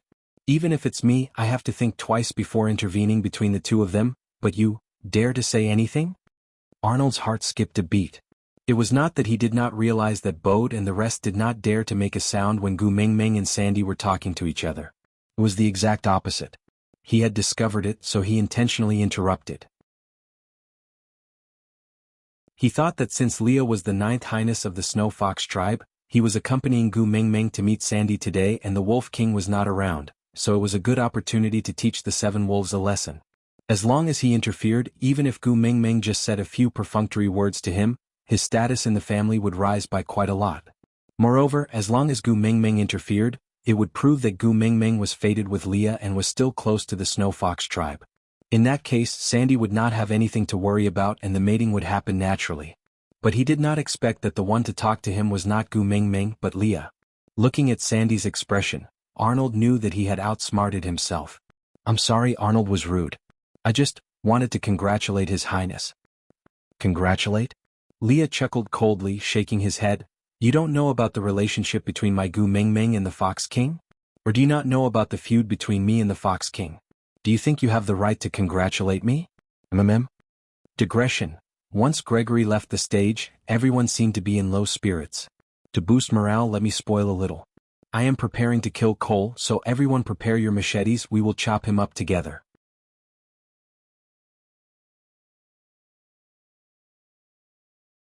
Chapter 15-17. Lee's meaning was very clear. He was saying that Arnold was Cole's man and he had gotten close to Sandy under Cole's instructions. Arnold had no way of defending himself against this. In the beginning he got close to Sandy on purpose, but later on he really liked Sandy. But the two of them were burdened with so many benefits. It was not that he did not know that Leah had made use of him before he left, but he still chose to add fuel to the fire and use it to get close to Sandy.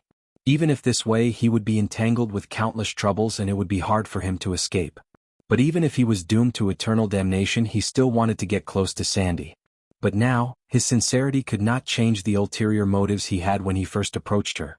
It also could not change the fact that he was carrying the mission of the Snow Fox tribe and the Fox King's orders. He had to mate with Sandy as soon as possible and let her give birth to his child to stabilize the relationship between the messenger of the beast deity and the Snow Fox tribe. But at the same time his love for Sandy was also real. He felt that these two matters did not clash. But now he could not say anything. Sandy cared about Gu Mengmeng. In the family, other than her first partner Bode and Colin who was imprinted on her heart, none of her partners had an exclusive nickname. But Gu Mengmeng had one. Just based on this point, Arnold knew that although he was doted on, he could not compare to Gu Mengmeng in Sandy's heart. He was from the Snow Fox tribe and Gu Mengmeng was hostile towards the Snow Fox tribe. This was an insurmountable gap between him and Sandy. Unless, Arnold's gaze landed on Lee's face with a fanatical look. He was very clear about the consequences of going against the Beast King. But even so, he still could not extinguish the wild desire in his heart. Leah returned an unfathomable smile and patted his shoulder. My Meng said that humans must know how to judge the situation. Even a fine bird has to choose a good tree to nest in. Yes, Sandy added. That girl also said that one would be an idiot not to take advantage of an opportunity. Pfft. Gu Mengmeng burst out laughing in a second and pinched Sandy. She then glanced sideways at Arnold and said, "Looks like you are really favored, even my little bear bun has to step in to help you out of your predicament. Don't worry, I'll like whatever little bear bun likes. But, if I find out that you've done something to make my little bear bun suffer, I won't let you off." Gu Mengmeng enunciated the last sentence very clearly. Arnold couldn't help but tremble. He immediately lowered his head and said, "I will solemnly obey the Queen's teachings." Gu Mengmeng chuckled. It was so smooth to call her Queen. Arnold was not a werewolf, so he definitely did not bark because of Elvis. She and Cole were like fire and water, so she would never be Cole's queen. So the only way for this title to be established was for Leah to become the Fox King, and as his tribesman and follower, he naturally had to address Gu Mengmeng as queen. Gu Mengmeng nodded and gladly accepted the respectful title.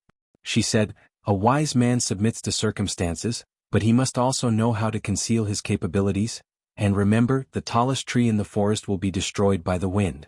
Gu Mengmeng was reminding him to hide his unfaithfulness towards Cole well and not let Cole see through it. After all, Sandy liked this beast pet very much.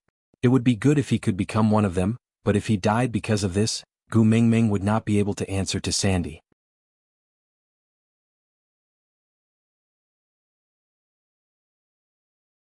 Chapter 15-18. Gu Mengmeng did not bother about Arnold anymore and chatted with Sandy for a while. At sunset, Elvis came to fetch her. After mating, Gu Mengmeng fulfilled her promise. In front of Elvis and Leah, she treated herself as a severely handicapped person who could not take care of herself. So even though she had legs and now wings to walk and fly, as long as Elvis and Leah were around, she had to be carried when she moved. The campfire party was unprecedentedly grand. Because when Gu Mengmeng was not around, people from the wolf tribe came to seek shelter one after another, while the fox tribe also had the hearts of many. Almost all the branches of the two races had gathered in Sauter. Then the state of the campfire party changed slightly. In the past, the main campfire belonged to Gu Mengmeng, while the others would light their bonfires according to the number of females in their families. Then those who were closer to Gu Mengmeng would sit closer to the main campfire. But Cole was single and he could not live without a campfire. So the two tribe elders discussed, harmoniously, and finally decided to change the system slightly. The original Gu Mengmeng would be the main campfire seat, and now there would be two campfires to be the main campfire seat. Gu Mengmeng would sit at the main campfire of the wolf tribe as the queen, while Cole would start another campfire as the Fox King. As a result, the party was divided into two groups. On the left, Elvis and Gu Mengmeng were the leaders of the wolf tribe and the 16 tribes who were pro-wolf, while on the right Cole was the leader of the fox tribe. Gu Mengmeng took a quick glance and saw that there were quite a number of people from the fox tribe, even more than the wolf tribe. Although they were not as powerful as the wolves individually, but based on the current numbers, it was not realistic for the wolf tribe led by Elvis to win. They could win, but they would definitely have to pay a huge price. Rubbing her brows, Gu Mengmeng felt a headache coming on. "Gu, come here." Cole was already sitting at the right side of the campfire. From afar he saw Gu Mengmeng being carried over by Elvis and was in a daze. But Gu Mengmeng did not even look at him, which made him extremely unhappy. Gu Mengmeng sneered at Cole and ignored him. She sat beside Elvis's bonfire and leaned into Elvis's arms, waiting for Leah to make her something to eat. Seeing that Gu Mengmeng was ignoring him, Cole stood up and took the initiative to walk in front of Gu Mengmeng. He stared at Gu Mengmeng openly and said, Gu, you have already followed them for an entire dry season. I waited so long for you to return, can't you accompany me?" Gu Mengmeng looked up and frowned. She looked at Cole unhappily. "Fox King, are you standing in the wrong place? Your bonfire is over there. There's no place for you here. If the mountain doesn't accept me, then I can only accept the mountain. If you don't come to my side, I can only come to your side. Cole spoke with deep affection as if he was related to Gu Mingming. Gu Mingming didn't want Cole to feel uncomfortable looking at her. She just felt that something was different about Cole. After sizing him up for a long time, she still could not figure out what was wrong. Cole gladly accepted Gu Mingming's scrutiny. He just smiled and opened his arms. Agu, come here. I will let you look at me slowly, alright? Gu Mingming's gaze stopped on Cole's face. She suddenly understood.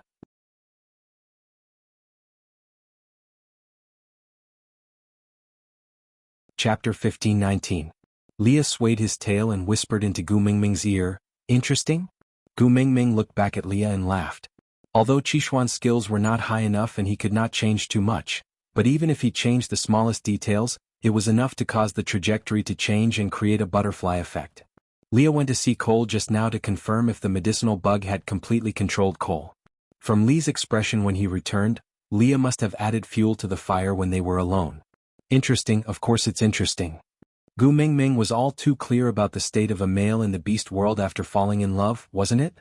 Especially for someone like Cole who would do anything to achieve his goals. He could get whatever he wanted in his lifetime. As long as he was willing to scheme, there was no goal he could not achieve. Love but not get, how interesting would that be? Cole frowned. He did not like how Gu Mingming shifted her gaze away from him. Gu. Cole called out in a low voice. Gu Mingming replied lazily, "What?" Cole was taken aback, clearly not expecting Gu Mingming to really answer him. He thought that Gu Mingming would coldly tell him not to use such a disgusting term to call her like before. But she actually agreed? His heart warmed and even his voice softened. "I have not seen you for an entire dry season and I really miss you. Accompany me to the Fox clan's campfire, alright?" "No." She glanced sideways at Cole and said, "Before I went to Moda Mountains, you scared Gregory so badly that he refused to come back with me, so I'm still angry now and don't want to talk to you." Cole nodded and said, "So I'm not going to talk to you. He is just a guardian beast? He is also my guardian beast and one that I dote on." Gu Mingming said coldly, "And you, what are you?" Cole was speechless and clenched his fists tightly. He had no status. Gu Mingming's words were like a knife stabbing into his heart. He watched helplessly as his blood flowed like a river. He frowned and said, "You won't be angry if I capture him back for you?" Gu Mingming's words were like a knife stabbing into his heart. Gu Mingming chuckled and said, "Capture? How to capture? I didn't know. Lord Fox King can fly? You can go up to Modu?" Cole took a deep breath and said, "I can't fly but I can get on Modo." "Oh, climb up?" Gu Mingming asked nonchalantly. Cole explained patiently, "Didn't you send Miranda to the Moda Mountains? She should have mated during this dry season, right?" Gu Mingming understood. Miranda was from the Fox tribe and was under the control of the Fox King. As long as he reached the vicinity of the Moda Mountains, he could use his status as the Fox King to order Miranda to get her partner to fetch him. Miranda's partner would definitely not allow Miranda to suffer the wrath of the Beast King and die, so agreeing to Cole's request was a no-brainer. Hit 3 inches before hitting a snake. Cole was really good at pinching people's sore spots. Miranda was pregnant with a child and that child was useful to Gu Mingming, so she definitely could not let Cole find trouble with Miranda at this time. Moreover, she had promised Miranda that she would keep her safe.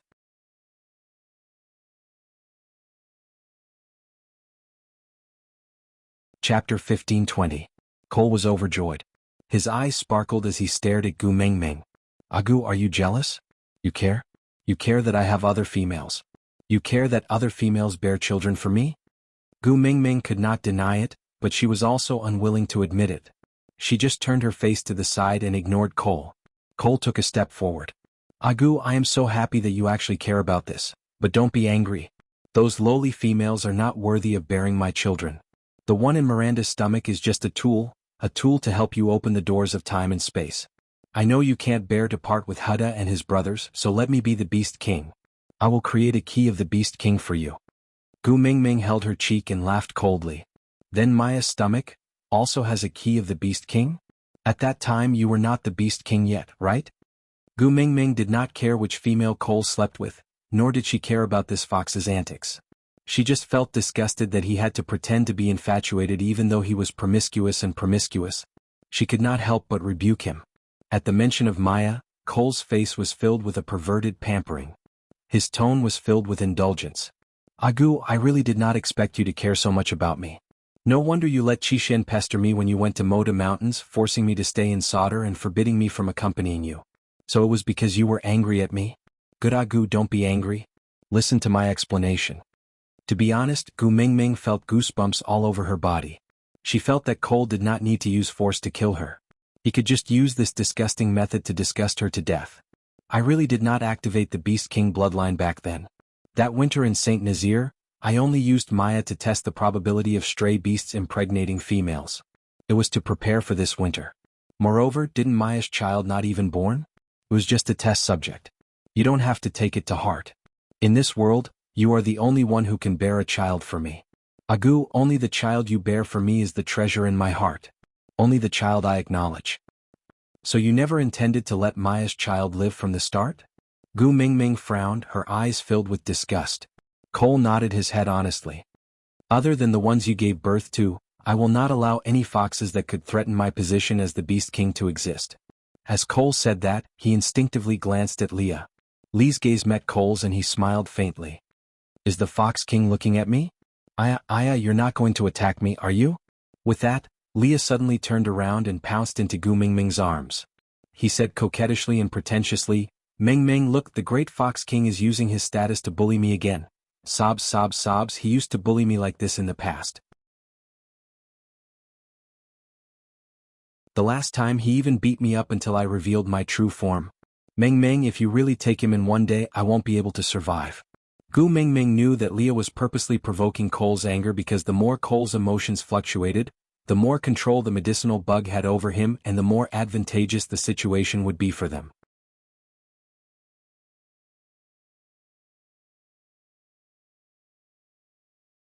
Chapter 15:21. Leah lifted his chin and looked at Cole provocatively. A crafty glint flashed across his long and narrow eyes and he said proudly, see, no matter how strong you are, my Mingming's heart is still biased towards me. Leah had not said this for a long time. It seemed like, ever since they left the Snake King Valley, Leah had not said such coy words. After not hearing it for a long time, he suddenly felt a sense of familiarity. If Lee's deliberate provocation was nothing to Cole, then the gentleness in Gu Mingming's eyes really stung him. The veins on his forehead twitched. Leah and Gu Mingming exchanged glances and both of them had a tacit understanding. Cole had always been good at manipulating people's hearts and his control over his own emotions was at the peak of perfection. To fly into a rage with just a few words of provocation was really not his style. Great Fox King, please return to your own campfire. Don't stand here and scare my partners. Gu Mingming chased him away without any hesitation. Cole wanted to speak to Gu Mingming again, but Gu Mingming just shook her head and ignored him. Cole swung his hands angrily and returned to his own campfire. However, his eyes were still fixed on Gu Mingming, as if he wanted to burn 2 holes in her body. Gu Mingming completely ignored Cole's gaze. She continued eating and playing as usual and was even gentler to Elvis and Leah than usual. They were in a mess and all kinds of, chase me if you manage to catch me, I will let you kiss me scenes kept popping up, making Cole want to rush over and carry Gu Mingming away. Seeing that it was about time, Gu Mingming and Leah exchanged glances and stretched their bodies, saying that they were tired and wanted to go home. Elvis carried Gu Mingming and walked towards the stone castle without another word. Leah wagged his tail and followed behind. Before he left, he even winked at Cole with an expression that said, I know you can't stand me, but it's a pity you can't get rid of me. It was especially annoying. After returning to the stone castle, Gu Mingming laughed out loud and slapped her thighs. It feels so good. I had never seen Cole so restrained before. The way he looked as if he was about to go crazy with jealousy just now was too funny. In the past, he was the one who made me clench my teeth in anger but I couldn't do anything about it. Today I finally got back at him. How comfortable. Leah hooked Gu Mingming's little chin and smiled with his eyes squinted. The medicinal bug on Cole's body is already 80% effective. Once it's 100% effective, Cole will become a puppet in my hands. His every move will be within my calculations. But, to activate the medicinal bug I have to plan step by step. It's very tough so. Mingming, shouldn't you reward me? Gu Mingming only needed 2 seconds to understand what Leah meant by reward. That's true. She had struggled for a long time because of love of the sky, and it had been a long time since she had been intimate with them. Seeing that Gu Mingming blushed but did not reject him, Leah knew that she had silently agreed. However, every family had its rules and the Beast World's clans had an order that was not allowed to be disrupted. Kissing Gu Mingming's little mouth, he said, "I will remember Gu Mingming's seductive look, just take it as interest. I will go and arrange the remaining 20% of the bug in Cole's body. Don't forget to reward me on the day I succeed."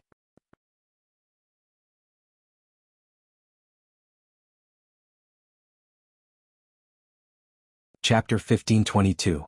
Elvis was taken aback at first, then he looked at Gu Mingming. His eyes were glowing green. Gu Mingming felt a little guilty and asked softly, Which one is it?"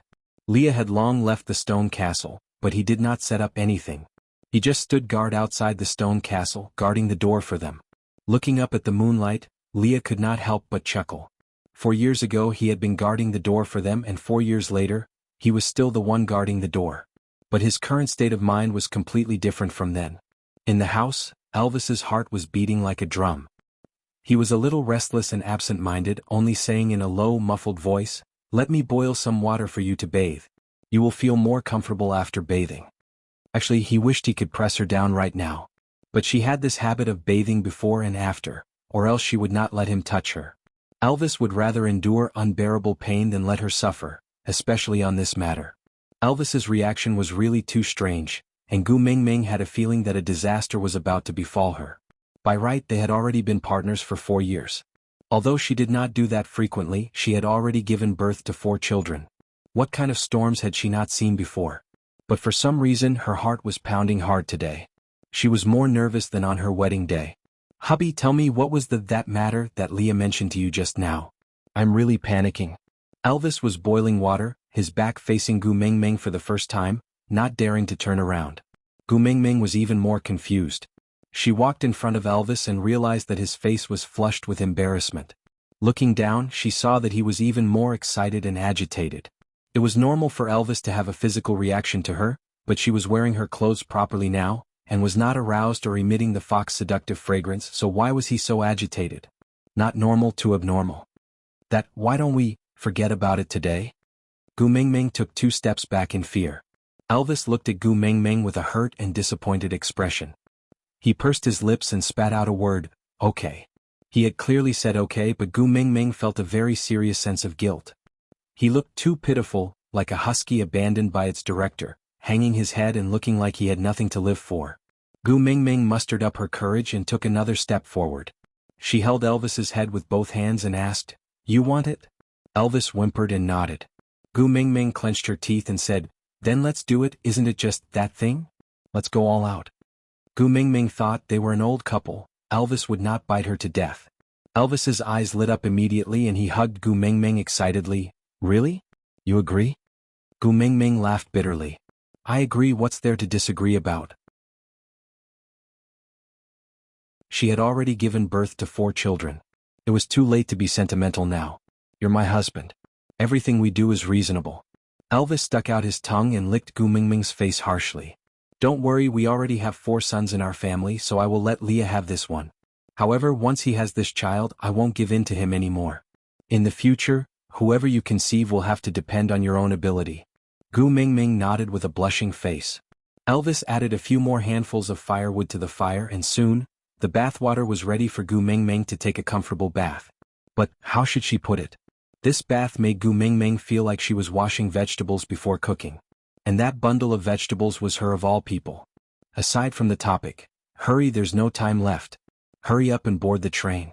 Look at the car plate. 492779273. After boarding the train, look for the administrator to check the tickets. Babes with more than 800 fans can enter the VIP cabin and enjoy the special treatment of the fragrant meat. Note: this train is not heading to the kindergarten. Children who are going to the kindergarten, please do not sneak onto the train. This train is not heading to the kindergarten. Children who are going to the kindergarten, please do not sneak onto the train.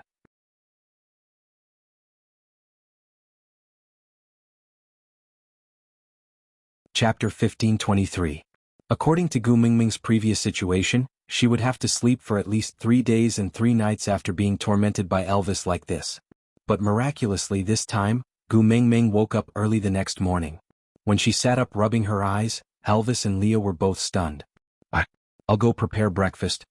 Leah was only stunned for 2 seconds before he stood up and left the stone castle. After calling out to Oriton to prepare breakfast as usual, Oriton flew out to hunt while Leah immediately started a fire to boil water for cooking. Elvis carried Gu Mingming in his arms and asked softly, "Not going to sleep a little longer?" Gu Mingming glared at Elvis in annoyance and said, "Now you're feeling sorry for me?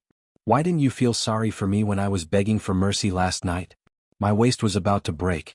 Your begging was too moving and I couldn't help but want to hear more, so?" Elvis recalled the passionate scene last night and could not help but feel restless. Gu Mingming saw that he was tempted and glared at him. "Stop fooling around, I'm scared of your hungry wolf pouncing on me. I'm starving after accompanying you for an entire night. If you don't give me food and do it again, I'll really die in front of you." "Alright, I won't pounce on you. I'll feed you first." Elvis suppressed the restlessness in his heart. He also knew that although Gu Mingming had the protection of the tear of the beast deity and love of the sky, he could not go too far. If she was really exhausted, his heart would ache too. With that, Elvis carried Gu Mingming downstairs and left the stone castle together. They sat at the entrance to bask in the sun while waiting for breakfast. By right, Oriton was more enthusiastic than anyone else when it came to meals. If Leah was willing to cook, even if he did not prepare any prey, he would snatch it from someone else's house first. With the glory of being a member of the Wolf King and Wolf Queen's family, most of the wolf tribe would be willing to offer their prey to him and hand it over to Elvis and Gu Mingming. Or else he could even catch a wild wolf guarding at the edge of the stone castle to answer an emergency. But this time he was gone for a long time. Gu Mingming's stomach was growling from hunger, but this sharing partner was still not back yet. Gu Mingming was a little surprised. She tilted her head and asked, "Could something have happened to Oriton?" Leah and Elvis looked at each other. "This is Sauter, what could possibly happen?" Gu Mingming shook her head and said in confusion, "I can't say, I just feel uneasy. Shall we go and see him?" Elvis and Lee's meaning was, it was just a dumb tiger, so be it if it was lost. What was there to find? But seeing Gu Mingming's worried look, they did not reject her. Leah removed the pot from the fire and placed it at the side. He dusted his hands and said, "I will go hunting and bring that glutton back. Let's go together, I can fly and can see further." Gu Mingming also stood up, wanting to go together. Elvis knew that his objection was futile, so he did not insist. He just treated it as accompanying her to relax and take a stroll.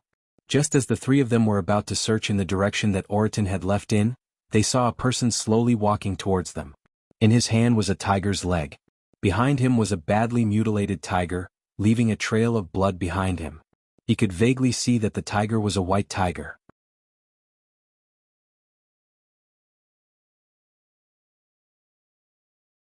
Chapter 1524. As for the person carrying Oriton, little shit? Gu Mingming's voice was filled with hesitation. It was indeed little shit's face. But his entire aura was completely different. How should she put it? If little shit did not have a split personality, then this person must be little shit's twin brother from the same nest. Yeah. Little shit casually tossed Oriton onto the ground, not caring about his life or death. He only said, "I just happened to meet your family's tiger. I heard that it was going to hunt. I don't think it's necessary, just eat him." Leah understood Gu Mingming too well. If Oriton had died outside today, perhaps Gu Mingming would be upset for 2 days and forget about it. At most, he and Elvis would find the person who killed Oriton and avenge him. That would be the end of it. But now that Oriton had been brought back, Oriton must not die. Otherwise, it would become another knot in Gu Mingming's heart, especially since Gregory's incident had just happened not too long ago. So without waiting for Gu Mingming's instructions, Leah carried Oriton up from the ground. After a simple check, he gave Gu Mingming a reassuring smile. "Don't worry, he won't die." Gu Mingming heaved a sigh of relief. Her worried heart also calmed down. She walked up to Wuxia and sized him up carefully. She asked uncertainly, "Are you, really little shit?" "Yeah."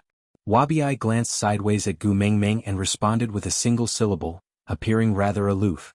Gu Mingming frowned. His face was indeed Wuxia's, but there was something wrong with his entire body.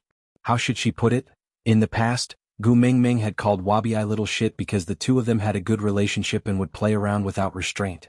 But it was also because Wuxia exuded a hopeless aura of a chunibu, so Gu Mingming deliberately called him little shit. In the past he would explode whenever she called him that. The more he exploded, the more Gu Mingming liked to tease him. As time passed, she could not change her way of addressing him. But this person before her, the aura he exuded could really freeze someone to death. If one person had to be compared, it would probably be Snake on the eve of his rage, who had this kind of pressure. But there was still a slight difference between the two of them, because Snake would only emit a chilling aura when he was extremely angry, while this little shit in front of him was not angry but was intimidating. Even though he was clearly calm, no one dared to underestimate him. Gu Mingming bit her lower lip and sniffed Wabi. The appearance was similar, but the taste couldn't be exactly the same. Wabi seemed to understand what Gu Mingming was trying to confirm. He neither resisted nor cooperated. He just looked like he couldn't be bothered with her and allowed her to carefully confirm his scent. Gu Mingming sniffed carefully and exchanged glances with Elvis to confirm that the person before her was really Wabi. Even if Gu Mingming's nose was not accurate, as a beast king and a wolf, Elvis would definitely not be mistaken. After all, apart from Gu Mingming and Leah, Wabi was the one who had been by his side for the longest time. There was no way he would mistake that familiar scent. This person was the real Wabi. But Gu Mingming felt as if the core had changed. Wabi, where have you been these past few days? I didn't see you when I returned from the Moda Mountains. I was quite worried. Gu Mingming did not know why she could not call out little shit to the person in front of her.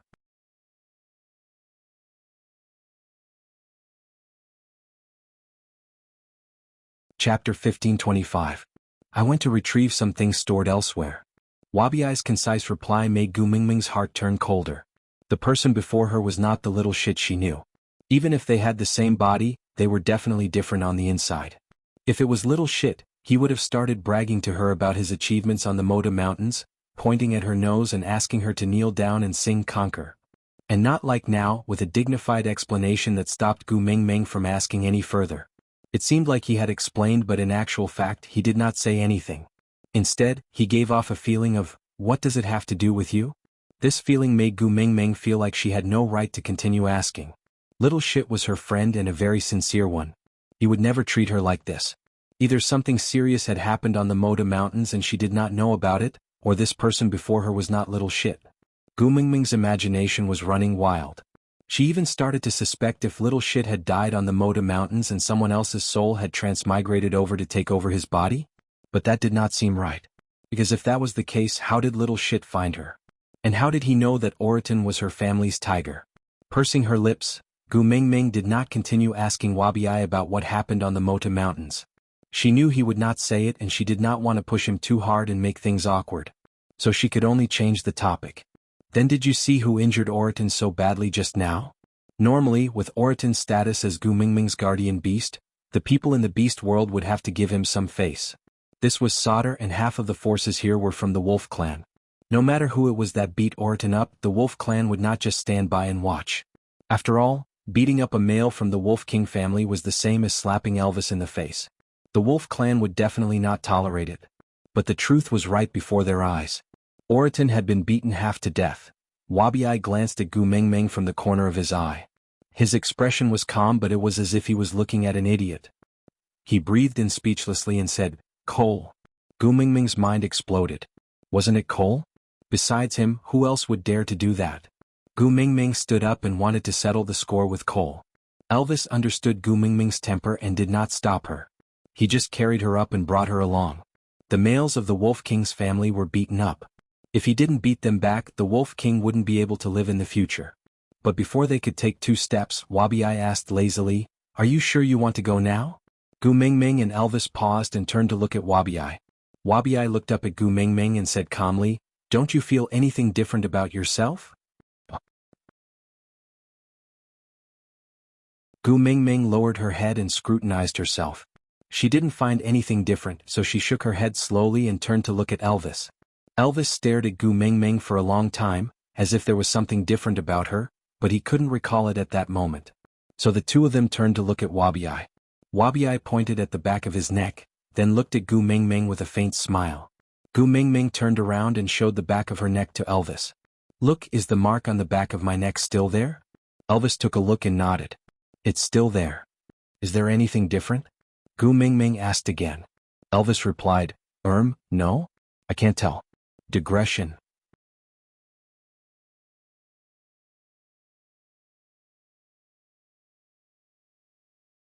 Chapter 1526. Wabi snorted as if he couldn't stand Gu Mingming and Elvis acting like idiots in front of him. He walked in front of Gu Mingming and smiled coldly, before reaching out to strangle Elvis's neck. Gu Mingming jumped in fright and hurriedly said, "Little shit, what are you doing? Quickly let go." Wabi maintained his faint smile as he tightened his grip on Gu Mingming. Elvis's muscles tensed up. He was afraid of hurting Gu Mingming in his arms, so he first put her down before saying with much difficulty, "Step back." Gu Mingming didn't understand why Wabi suddenly attacked Elvis, but she knew Elvis had the powers of a beast king. In such a situation, it was best for her to step back so that Elvis could easily retaliate without worrying about her. Gu Mingming followed his instructions and took a few steps back. Elvis grabbed Wabi's hand in an attempt to break free, but it was clearly to no avail. Elvis raised a leg to kick Wabi's chest, but Wabi didn't budge at all. This was not right. Wabi was a 5th-level beast while Elvis was a beast king. The current situation, Wabi didn't care about Elvis's attack at all. He just turned to look at Gu Mingming and said, "Don't you intend to try your fury of the beast king?" Gu Mingming instinctively clutched the back of her neck. She saw that Elvis's face had already turned purple. Wabi was really going to kill him. Gritting her teeth, Gu Mingming said, "Wabi, let go." But Wabi only laughed coldly. Not only did he not loosen his grip, he turned Elvis around and walked step by step towards Gu Mingming. Until he was one step away from Gu Mingming, he loosened his fingers and the unconscious Elvis fell to the ground with a thud. Wabi's eyes widened. "Do you understand now?" Wabi asked softly. Gu Mingming frowned and shook her head. She remembered that when she had just retrieved the soul of the forest, she had unintentionally shouted at Wabi and he had been pinned to the ground by the Snake King's suppressive force. After that, she didn't dare to shout at Wabi in front of him, afraid that he would be hurt by her unintentionally. But today, Gu Mingming touched the back of her neck and said tentatively, "The mark on my neck has changed again?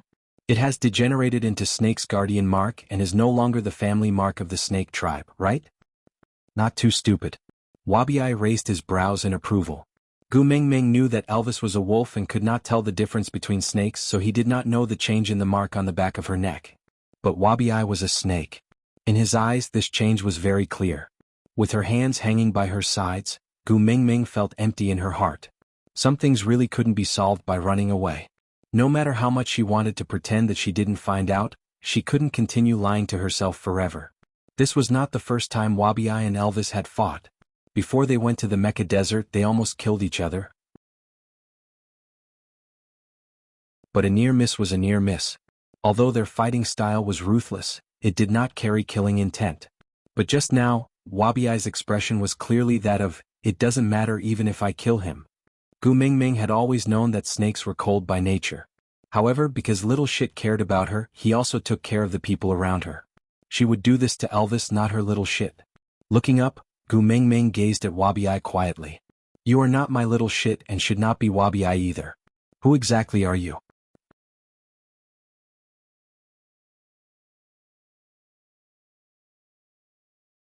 Chapter 1527. Wabi smiled with a hint of playfulness. "Although I don't like this title, I am indeed little shit and also Wabi, but I guess you are asking about my other identity, the identity I just retrieved from the Moda Mountains." "You are." Gu Mingming's eyes widened as she blurted out a name in disbelief. "Whales?" Wabi raised his brows and nodded with a chuckle. "You resurrected?" Gu Mingming's face was filled with shock. This news was too shocking to her. Although Gregory had told her that whales would resurrect and the beast deity had also said so. Even she had been constantly hypnotizing herself to tell herself that he would really resurrect.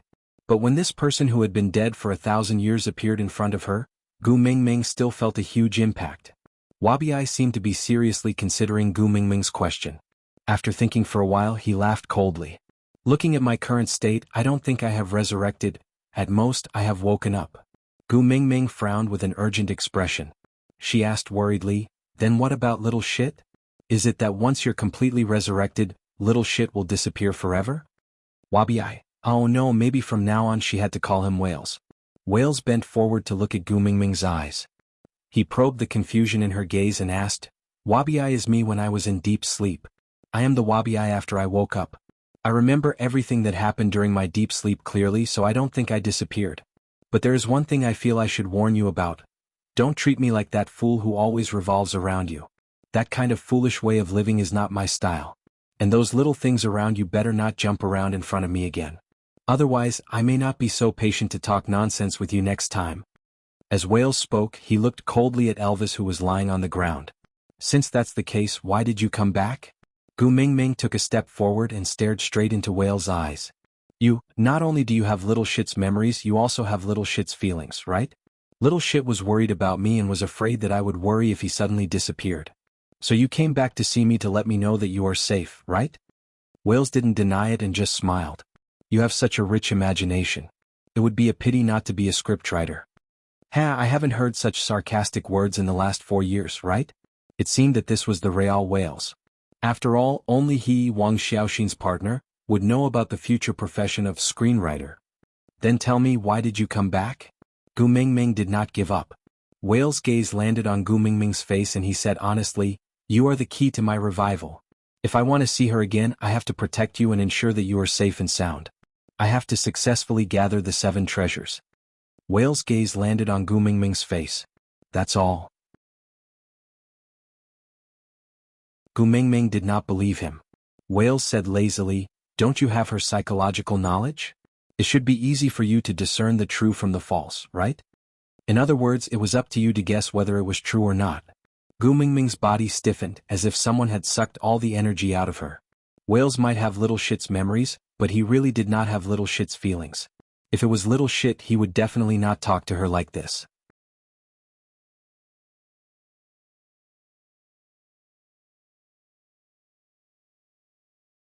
Chapter 1528. Leah came out of the stone castle after tending to Oraton's injuries. He had heard the entire conversation between Wales and Gu Mingming, so he didn't say much. He just helped Gu Mingming move Elvis to a shady place. Don't worry, it's fine. Elvis will wake up soon. By then, we will go with you to settle the score with Cole and help Oraton vent his anger, alright? Gu Mingming nodded, her face blushing. Leah rubbed Gu Mingming's little head. Since Wabi is Wales and this is his original appearance as friends, we can only accept it, right? Moreover, his safety is the most important thing.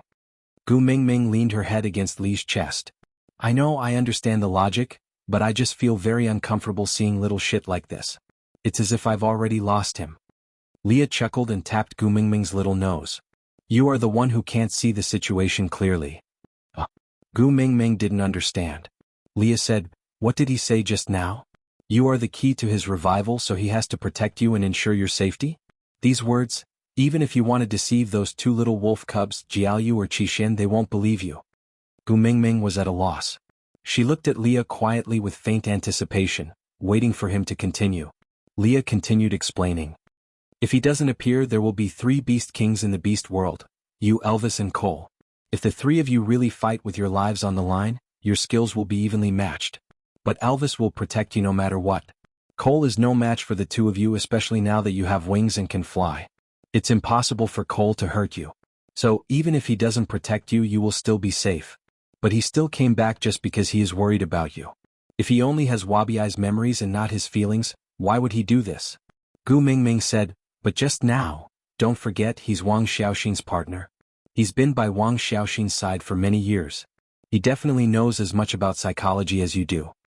Leah smiled and continued, moreover, even if what he said was true and he only came back to help you successfully obtain the 7 treasures, wouldn't it be better if he didn't show himself? After all, it was the most advantageous situation for the enemy to be out in the open while they were in the dark. Hiding themselves, catching the enemy off guard, and dealing a fatal blow was the usual method of snakes. But he appeared so openly.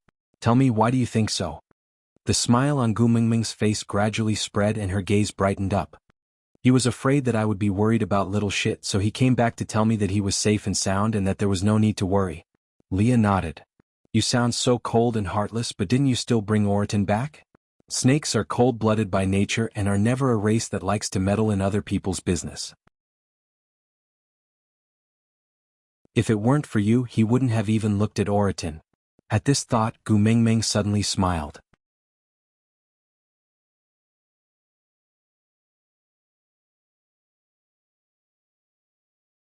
Chapter 1529. Seeing that the knot in Gu Mingming's heart had been untied, Leah also smiled. They didn't notice that at the corner of the second floor, the snake stuck out its tongue, turned its head, and threw down a faint sentence, self-righteous. However, the corners of its lips were filled with a smile, and its eyes were filled with a different kind of gentleness. Elvis didn't sleep for long. About half an hour later he slowly opened his eyes. He held his forehead and shook his head to wake himself up. Then he fixed his gaze on Gu Mingming and asked worriedly, "Are you all right?" Gu Mingming smiled and shook her head. "I'm fine, he won't hurt me." Elvis was still skeptical. Leah then told Elvis about his analysis with Gu Mingming. Although Elvis didn't quite understand what a tsundere was, but since Leah and Gu Mingming had agreed on something, it would not be wrong. So he didn't dwell on it any further.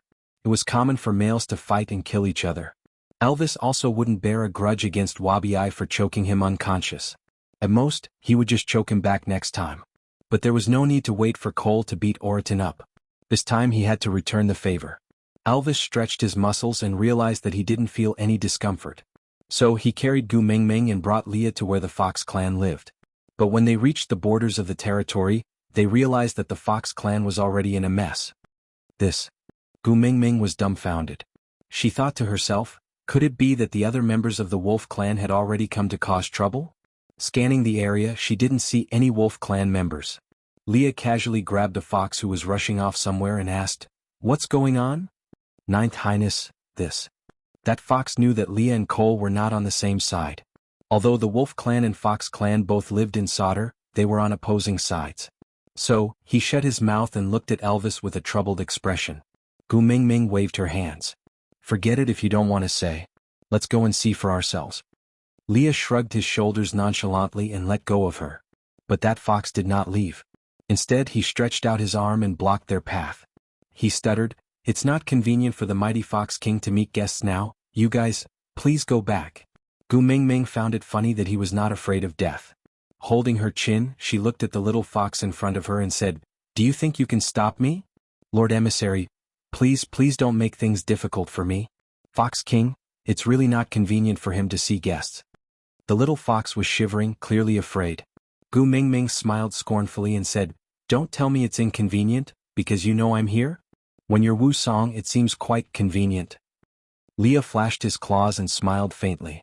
"Are you going to scram or do you want me to do it?" This is the territory of the Fox clan, you can't. I'm also a fox." Leah narrowed his eyes and smiled faintly. "I'm from the same clan as your Fox King. We're siblings." With that, Leah waved his claws and that little fox was flung to the side. The foxes, who were already in a mess, all walked forward to form a meat wall to block the way. Gu Mingming chuckled. She did not understand what Cole was trying to do. The strongest among these foxes was only 3rd level. Not to mention herself and Elvis, these two beast kings, even Leah and the rest could not stop them. This was basically sending them to their deaths.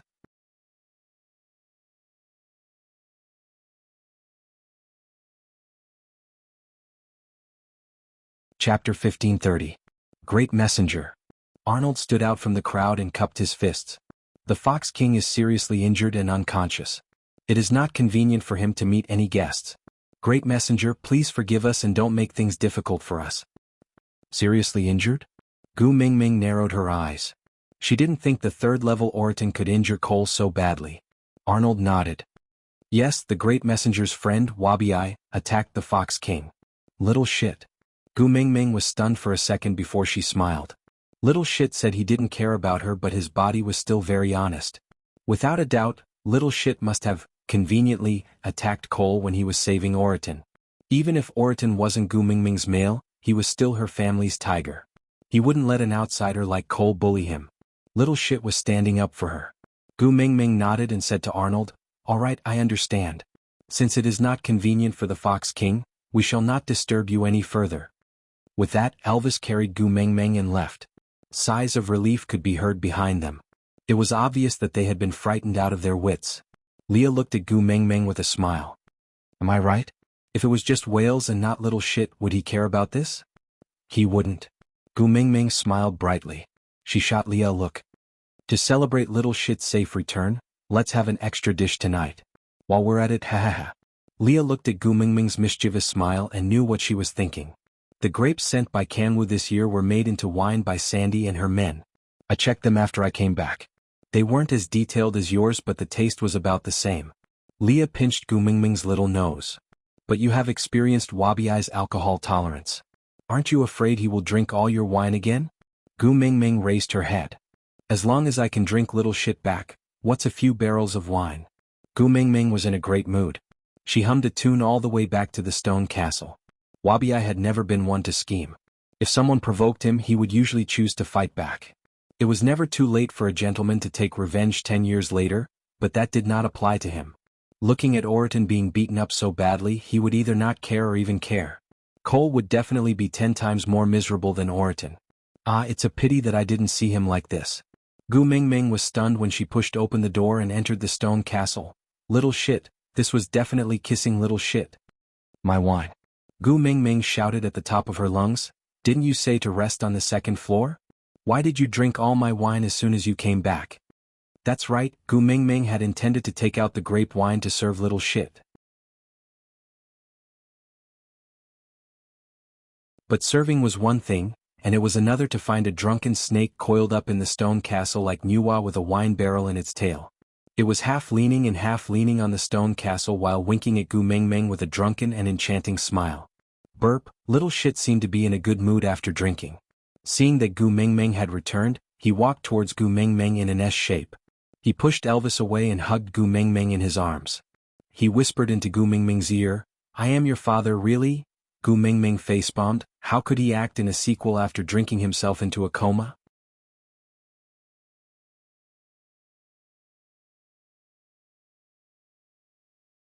Chapter 1531.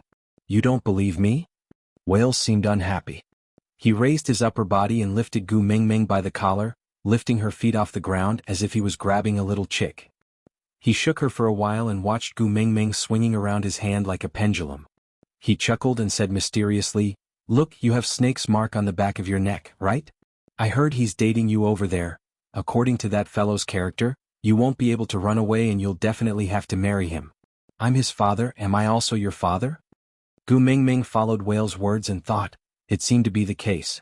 Looking at the development of Snake and Gu Mingming in the dream world, there was probably no other possibility for her. But, how should she put it? Although they had the same face, the same name and even the same past experiences and memories, the Gu Mingming in that space was not herself. So Gu Mingming still felt that she could not recognize this father. Sometimes I really feel that your little mouth, haha. Tell me, is it because your mouth is straight or is it because of fate? You wanted me to lie to Cole and say that the reason I'm not afraid of you anymore is because I mated with Wang Xiaoxin, haha, didn't I mate with her? If not, where did Snake come from? But, I can't find her. With that, little shit let go of his hand and Gu Mingming fell vertically. Elvis quickly caught hold of Gu Mingming. He frowned and looked at Wales unhappily. Gu Mingming patted Elvis's shoulder and shook her head, saying, He has been holding it in for thousands of years, it's good to let him get drunk and vent his frustrations. Elvis did not say anything and just quietly placed Gu Mingming on the ground. Then he sighed and quietly stood a step away from Gu Mingming, so that he could protect her when Wales went crazy again. Leah hugged Elvis's shoulder and said, Put yourself in my shoes, if Gu Mingming insists on leaving through the doors of time and space tomorrow, would you stop her? Stop me. Elvis gritted his teeth. Leah, what if you can't stop her? Elvis frowned and said, Follow. Lee's smile widened and he asked again, What if she doesn't? Elvis's brows furrowed into a dead knot, but his voice turned cold as he said calmly, Die. Leah nodded in agreement. Both of us have the same thoughts. Wales was the same back then. But you know what happened in the end. That woman tore off the scales protecting his heart and dug out his heart. Elvis felt a tug in his heart as he felt a strange sense of empathy. He loved Gu Mingming and was willing to die for her. He was not afraid of death, but if the reason she wanted him to die was to leave, the so-called heart-wrenching and bone-biting was nothing more than this. Looking at Wales' wavering drunken state, Elvis suddenly felt a sense of empathy. He turned to look at Leah and smiled. We are different from him. Xiaoming is still soft-hearted. Leah nodded in agreement. That's right. Our luck lies in the fact that Mingming's world doesn't have any worries that Mingming can't let go of, and that Mingming can't bear to see us. Therefore, although he is powerful, he is just a pitiful person.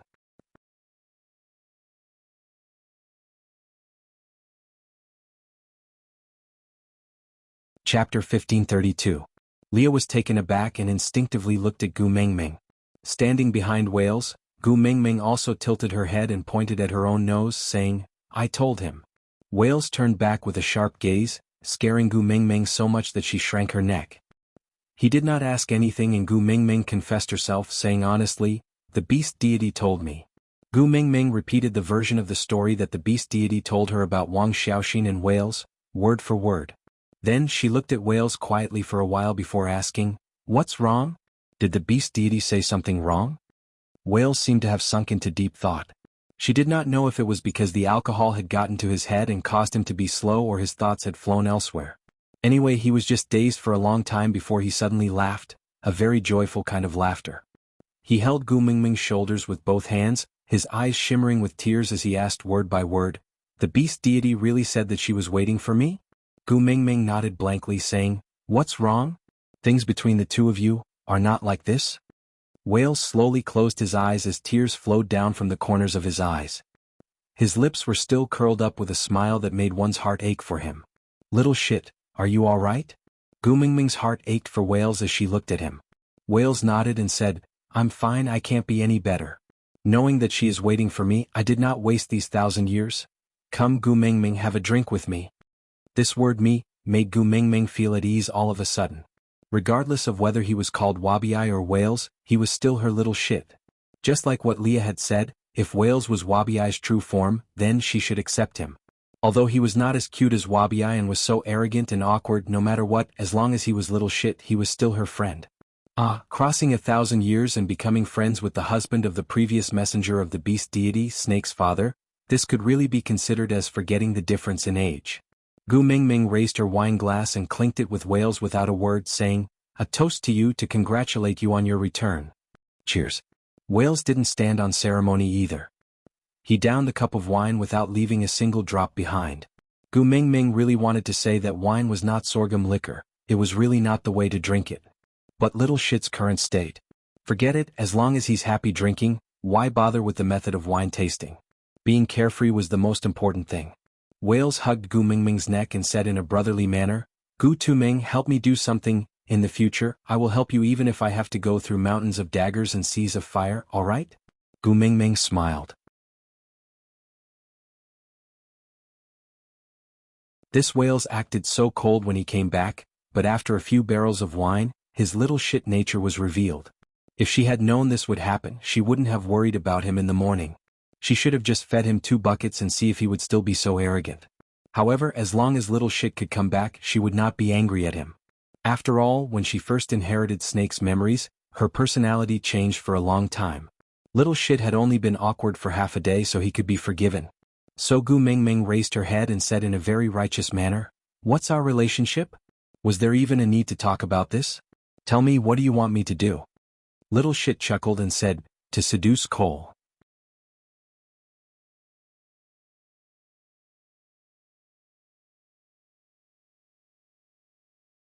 Chapter 1533. Wales waved his hands carelessly and said, "Who asked you to really sleep with him? Skay. So stupid, how can I push my own daughter-in-law onto another male's bed? Do you think I am a fool?" Gu Mingming suddenly felt speechless.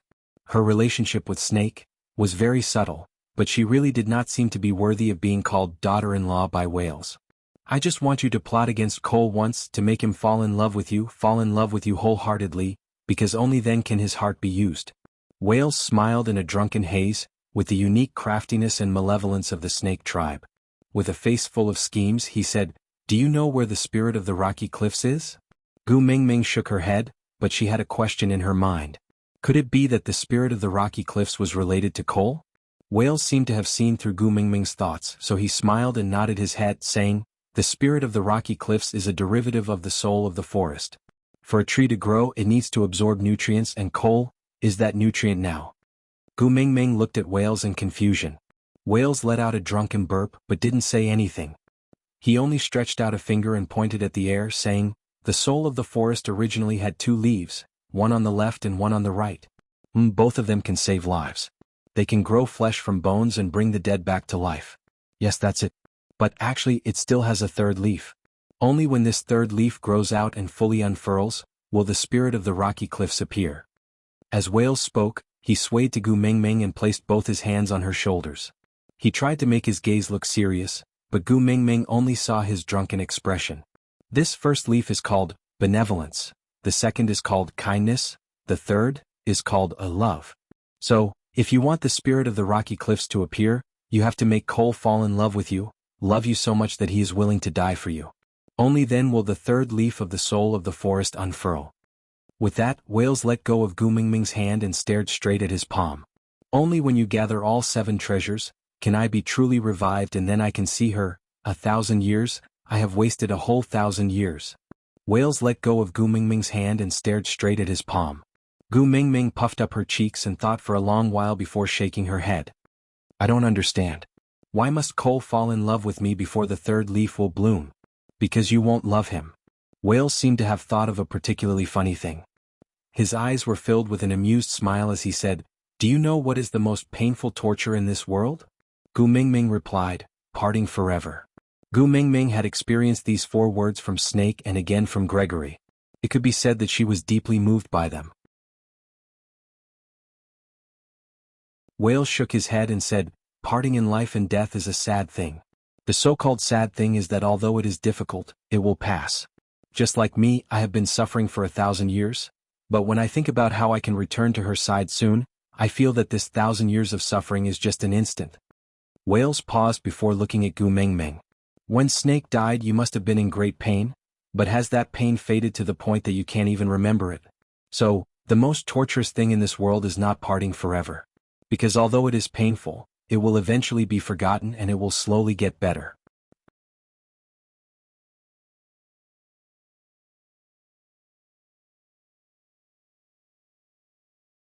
Chapter 1534.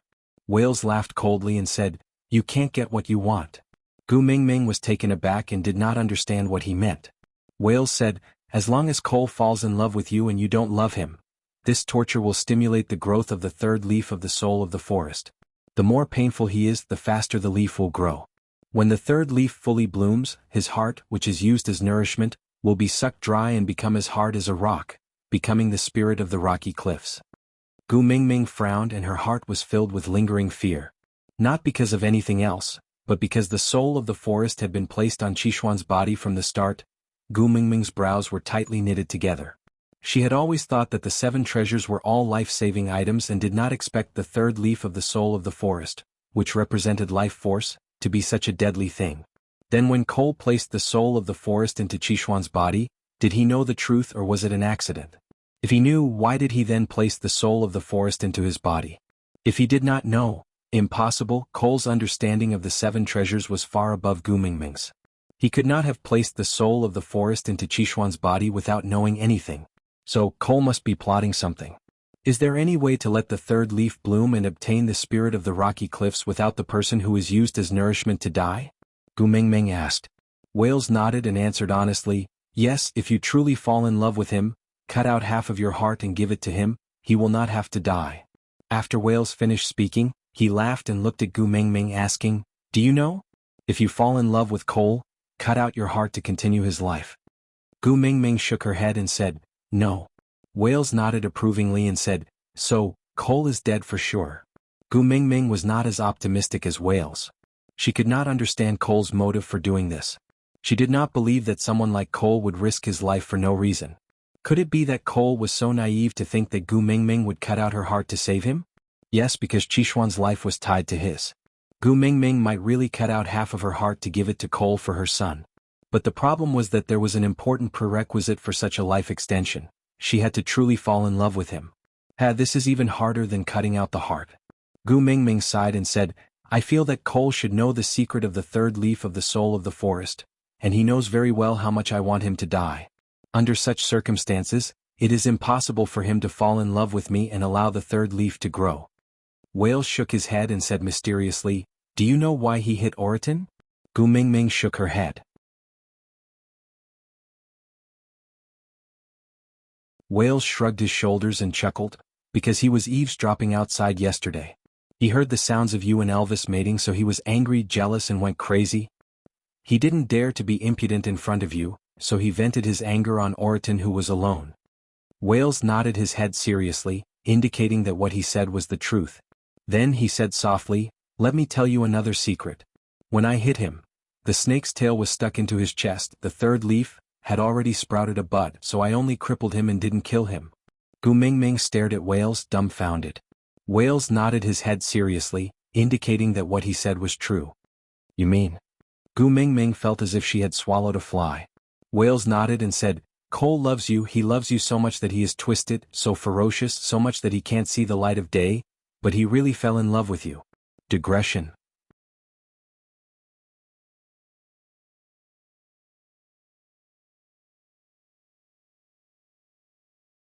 Chapter 1535. Gu Mingming pursed her lips. She loathed Cole and even hated him. Every time he used Qixin to threaten her, her hatred and disgust towards him would increase.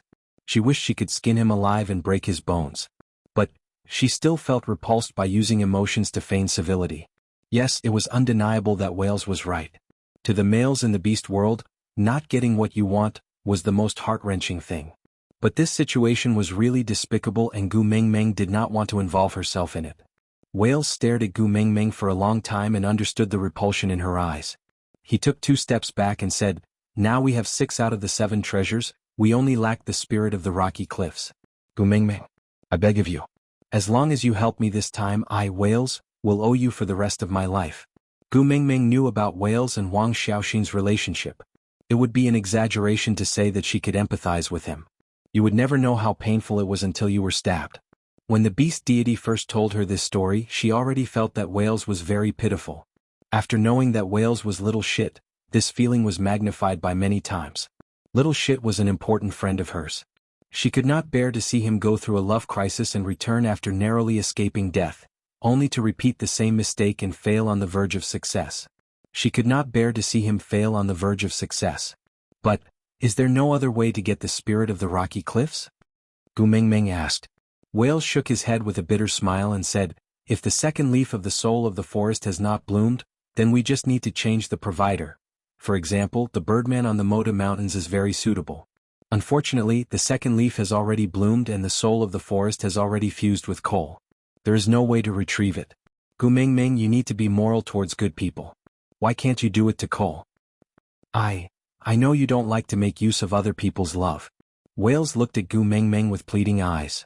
He said word by word, "But you have not done anything up till now. Isn't he still using his filthy thoughts to love you? Let me tell you, I am too familiar with the way Cole looks at you. I have seen this look countless times 1,000 years ago. It is a crazy obsession, a twisted possessiveness, and a sick desire. Even if you don't do anything, he won't let you go. Oriton was just the beginning. He had used harming the people around you to warn you not to disobey him and not to anger him. What about next time?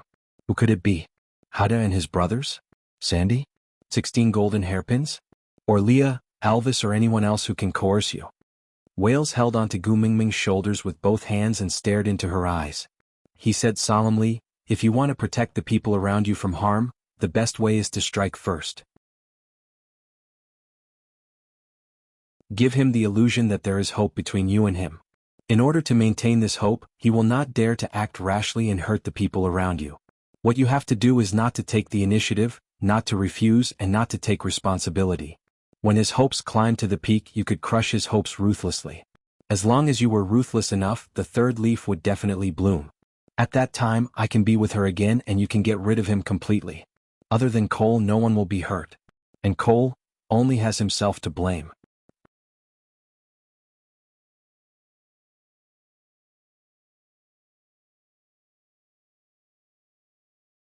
Chapter 1536. She could not tell if it was because the purity of Sandy's wine was too low, or because Wales had the previous experience of drinking too much, so he could drink more than before. This time he drank almost all the wine by himself, but he did not act crazily like the previous time. He just became more talkative, and his emotions became more agitated. Gu Mingming returned to her room and lay in between Elvis and Leah. Her 2 large tails covered her body and she rubbed them from time to time. She stared straight at the ceiling, thinking about Wales' words. Leah and Elvis both knew what she was upset about, but Elvis was not good with words, so he did not say anything. He just gave Leah a look indicating for him to comfort Gu Mengmeng. No matter what her decision was, they would support her. It was just that their hearts ached for her to be so upset. Leah gently tidied the stray hair on Gu Mengmeng's forehead. He said gently, "Mengmeng, actually Elvis and I do not support this honey trap." Gu Mengmeng looked at Leah, waiting for him to continue. Leah smiled. In the beast world, any problem should be solved by the males. Let's not talk about the fact that we at least have Elvis who can fight Cole to a draw. Even without the Beast King, the two of us should be the ones trying our best to mediate with Cole. There is no reason to push you out. Gu Mengmeng turned sideways and hugged Leah. She buried her face in his chest and said softly, "I don't mind this." Leah patted Gu Mengmeng's back gently. "I know you don't mind, but Elvis and I are also very embarrassed to always hide behind a female. But now is not the time to care about our pride. Of course, I can set up a trap for Elvis to kill Cole, and you don't even have to dirty your hands. But if the 7 treasures don't appear and Cole dies, then Qixin will definitely be buried with him. You can't bear to let Qixin go, and that is why we are holding back." Gu Mengmeng pursed her lips and nodded. "I know, if I can be heartless and not care about Qixuan's life, you and Elvis will not have to be held back by him. But I really can't bear to sacrifice 2,000 to kill 1,000 enemies in the beast world. As long as I can achieve my goal, I will not care about the cost. Qixin is my flesh and blood. I can't bear to part with him." Leah kissed Gu Mengmeng's forehead and said, "We know you can't bear to, and we won't do anything that will make you sad."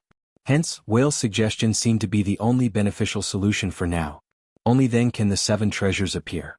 Not only can it protect Qixin, but it can also stop Cole's crazy idea. Whales can completely revive Gu, and Gregory can also return. At the same time, it can also fulfill the 1,000-year relationship between Whales and Wang Xiaoxin. It can be said that there are many advantages and no disadvantages. Leah sighed and gave a self-mocking smile as he hugged Gu Mengmeng even tighter. He said, "We all understand the logic, but I can no longer analyze everything clearly like I did 4 years ago and use logic to make the best choice. Mengmeng, I can't bear to see you suffer, not even a little bit. So if you don't want to do it, then don't. In any case, I'll be happy if that door never opens. Otherwise, I'll always feel uneasy. I'm afraid that if you walk through that door, I won't be able to find you again."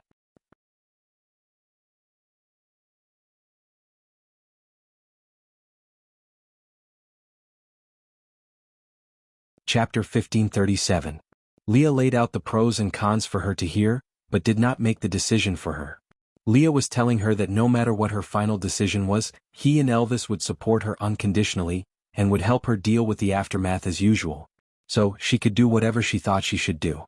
That night, Gu Mengmeng tossed and turned, unable to sleep. Luckily, Gu Mengmeng's body had 2 of the 7 treasures supporting her, so she was not too tired after a night of not sleeping. But the next morning, a commotion came from the stone castle's entrance, causing Gu Mengmeng to frown. These days, there were really not many who dared to behave atrociously at her doorstep. Elvis carried Gu Mengmeng down from the 2nd floor and saw a wild wolf and a wild fox tearing at each other at the stone castle's entrance. The scene was bloody, violent, and strange. It was as if a Samoyed and a husky had both contracted rabies and were biting each other to death. But the wild wolf and the wild fox's battle was much more violent, and the scene was even more chaotic. "Fox King is so imposing. Did you come to my doorstep to bully me?" Gu Mengmeng's lukewarm words successfully stopped the battle. The wolf and the fox bared their fangs to intimidate each other, and slowly retreated to the sides under the orders of their respective kings. Cole's face was pale, and even though the wounds on his body had mostly healed, he still looked miserable. It was obvious that little shit had not been merciful yesterday. If not for the fact that the soul of the forest had a 3rd leaf on his chest, little shit would have killed Cole in a moment of hot-headedness without caring about Qixuan's life. Cole could be considered lucky to have escaped this calamity. "Gu, you went to visit me yesterday, right?" Cole's eyes seemed to be able to automatically block out everyone else, and only look at Gu Mengmeng. His smile was deep and sickly, and his voice was filled with anticipation and carefully trying to please her. Gu Mengmeng took a deep breath without anyone noticing and nodded. "Yeah, I was stopped." A smile bloomed on Cole's face and he was overjoyed. "I have already killed the person who stopped you. I skinned him to make a cloak for you. You can wear it this winter. I have already given the order that no matter when, as long as you want to see me, no one will dare to stop you." The one who stopped her was an orc, not a wild fox. Gu Mingming's stomach churned and she frowned unhappily. Don't you know I went to settle scores with you yesterday? I know. Cole was still smiling and answered matter-of-factly. If he didn't stop me, you might not be alive to talk to me today. But Cole was unconcerned. He just took a step forward and said, who knows? Maybe you couldn't do it when you saw how badly injured I was yesterday? He caused me to lose a chance to show weakness in front of you and gain your pity? Gu Mingming laughed coldly in her heart. Cole really could not differentiate between friend and foe. She was a person who wished for nothing more than for him to die. She could dig a bloody hole in his chest without blinking an eye. Even a fool could tell that the person who stopped her yesterday was sincerely protecting Cole. Otherwise, who would dare to stop two beast kings? Tell me, why are you here today? Gu Mingming pointed at the ground full of wolf foxes' corpses and said, surely you didn't do this just to dirty my place.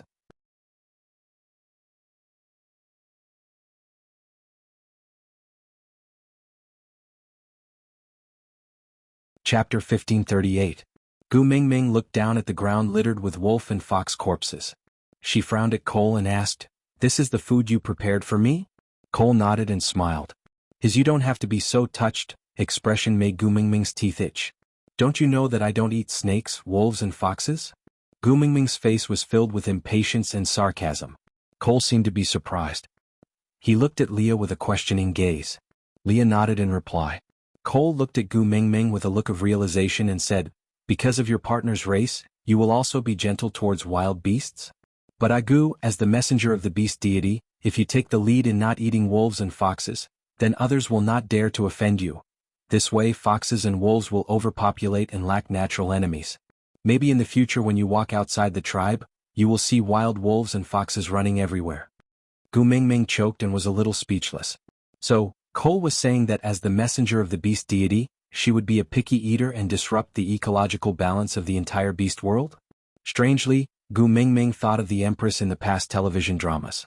When the emperor was eating, she said that he had eaten 3 mouthfuls and should stop eating. When the emperor was drinking soup, she said that he had drunk too much and should stop drinking. The emperor said, Empress, let's sleep. The empress said, Your Majesty, you have to work hard and not be obsessed with women? If I were the emperor, I would not like the empress either. Gu Mingming looked at Cole like how the emperor looked at the empress. Standing on the side of justice, occupying the moral high ground and using doing it for your own good as a weapon to coerce all your actions. This Cole really treated himself as Gu Mingming's first partner. Did he think Elvis was dead? Gu Mingming snorted in disdain. She turned to look at Elvis and asked, Hubby, if I don't eat wolves and foxes, will the situation he mentioned really happen? No. Elvis answered calmly and said, if there are too many foxes, I will order the wild wolves to kill them. If there are too many wolves, I will order the wolf pack to digest internally. As for the snakes, they have lived in the Snake King Valley for thousands of years and have their own ecological cycle. They don't need outsiders to interfere. This outsider was naturally referring to Cole. Leah added, Elvis is right after all, that Lord has already awakened, so the Snake Clan will naturally be under his command. Even if he's not free, there's still Mingming, the Holy Virgin, to take care of him. How can it be someone else's turn to bark? She was scolding Cole for being a busybody. With a glance from Elvis, the wild wolves dragged all the corpses at the entrance of the stone castle away, clearing up the area. Although the corpse had been dragged away, the ground was still stained with blood. Gu Mingming clicked her tongue and said with a displeased expression, I wanted to spend the winter in Solder this year, but now it's a mess and there's the smell of blood everywhere, so annoying. I'm leaving, I'll be returning to St. Nazaire this year to spend the winter. Agu. Cole did not expect Gu Mingming to be chased away by his ruckus, so he called out anxiously, I will help you clean up the place and make sure there is no smell of blood. This year, it was better to stay in Solder for the winter. After all, there's an underground tunnel here and you can still play with Sandy during winter. You won't be too bored, right? Gu Mingming looked at Cole as if she was thinking about something.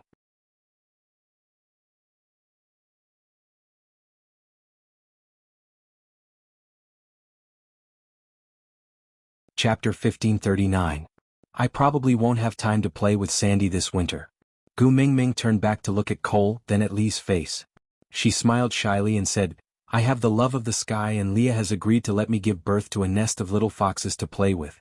Cole's eyes reddened in an instant. He grabbed Gu Mingming's wrist and squeezed out a sentence through his teeth. If you want to give birth to foxes, I will give birth to them with you.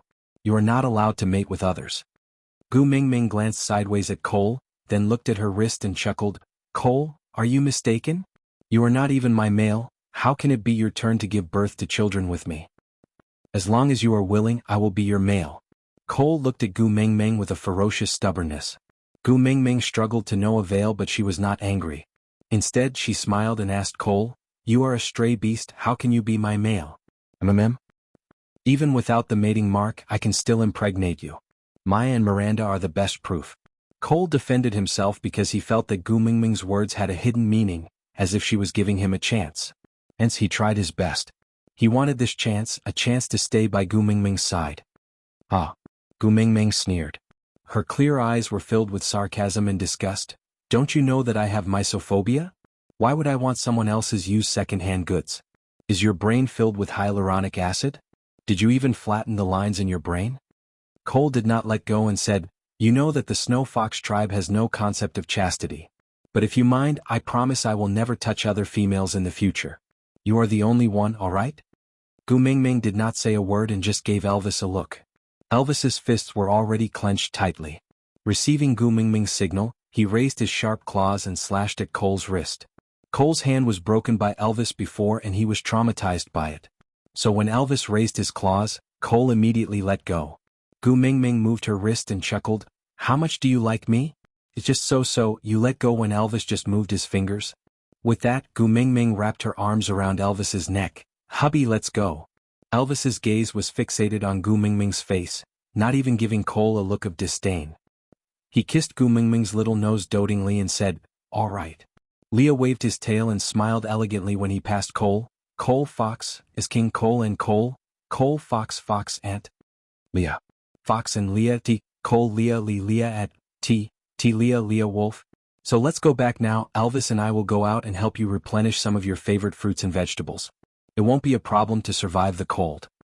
Goo goo, goo of goo. Goo goo goo and T to Cole of goo at, to say, and.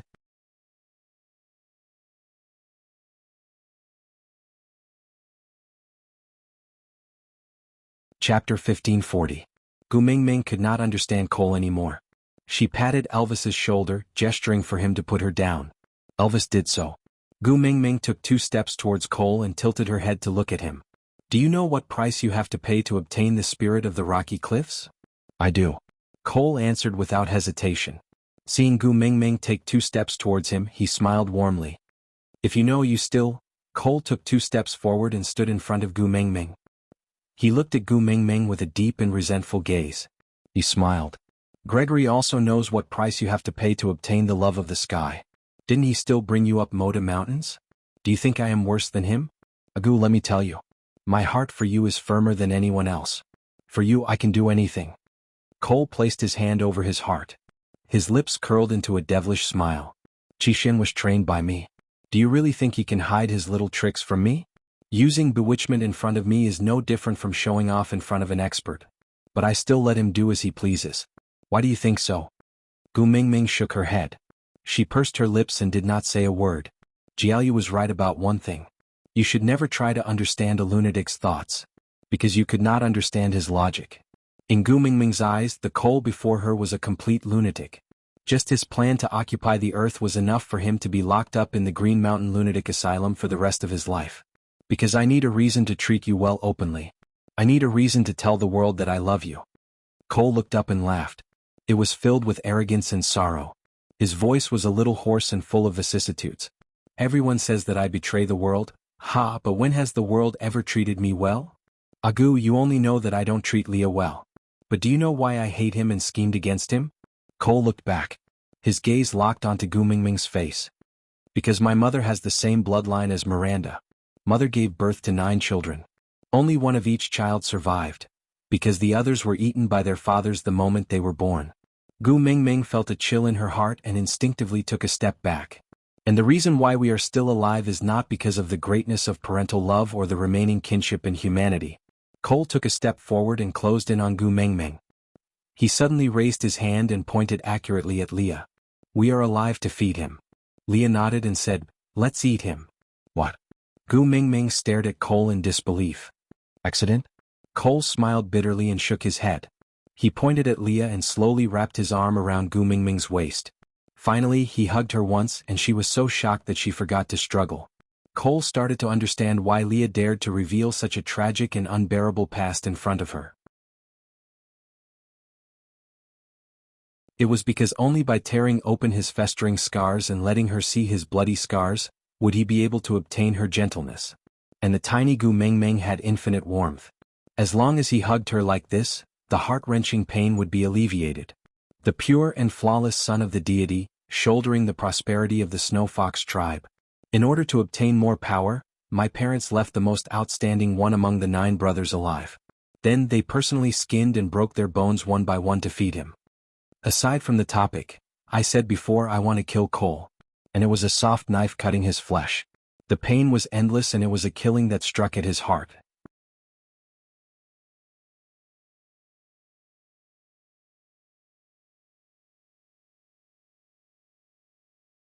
Chapter 1541. Gu Mingming widened her eyes and suddenly turned to look at Leah. Lee's face was also as pale as a sheet. He took 2 steps back and shook his head with much difficulty, expressing his disbelief. Cole turned Gu Mingming's body and pressed her back tightly against his chest. With one arm around her waist and the other holding her chin, he forced her to look at Leah.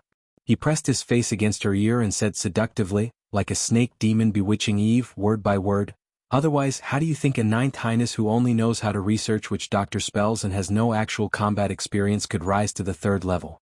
Those brothers who suddenly disappeared, where did they go?" Lee's face turned paler. When he was still the 9th Highness, he was the pride of the entire Snow Fox tribe. His meals were all taken care of by professionals, and the food was all processed and served to him. There was no skin, fur, or broken bones in the food. The raw blood was also sent up in stone bowls. As for those brothers, in the beast world it was normal for males to die in battle, so he did not think much about the death of a brother every 1 or 2 years. But now that Cole mentioned it, he recalled the crucial period of his level up. It really matched the time when his brothers disappeared. Ugh. Leah suddenly turned around and vomited while leaning against the wall. Leah had said before that he was not a kind person. All his gentleness and kindness were only given to Gu Mingming alone. He killed people like flies and never showed mercy. He placed everyone on the chessboard and calculated every possible move without regret. When he was at his craziest, it was not like he had not eaten orcs before. But his own brothers, biological brothers, he was actually cut into pieces by his parents and brought to him. He didn't even know that he was eating his own brother's flesh and drinking his brother's blood as he studied the witch doctor's method of saving people. Leah vomited until his bile came out. His eyes were bloodshot from the pain. Gu Mingming's heart ached. She wanted to go to Lee's side to comfort him but was held back tightly by Cole. He always thought that I treated him well in order to make him careless. But that wasn't the case. In the beginning, I only wanted to protect myself. I spared no effort to please him because I hoped that he would see me as more important, so that my parents wouldn't dare to do anything to me. I just want to live, even if I have to be a dog that wags its tail and begs for pity in front of him. Cole gritted his teeth and said word by word, "Ha, I succeeded.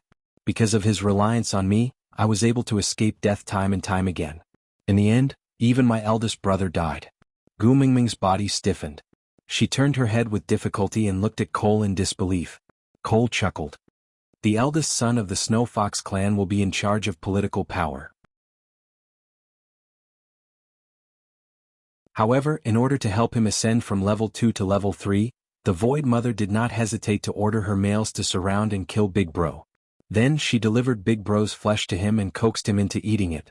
Then I would be the last of the 9 brothers except for him. Tell me, in order for him to reach the peak of 3rd level and welcome the arrival of the messenger of the beast deity in the most perfect state, will the mother beast still be afraid of Lee's concern for me? You're tuning in to the Han Lee's Wuxia Adventures YouTube channel. We're so grateful for your support and don't forget to subscribe to join us on this incredible journey through captivating stories. Your generosity through donations truly makes a world of difference, as it's the primary source of revenue that allows me to expand and enhance this channel for you. Thank you from the bottom of my heart for being a part of this adventure.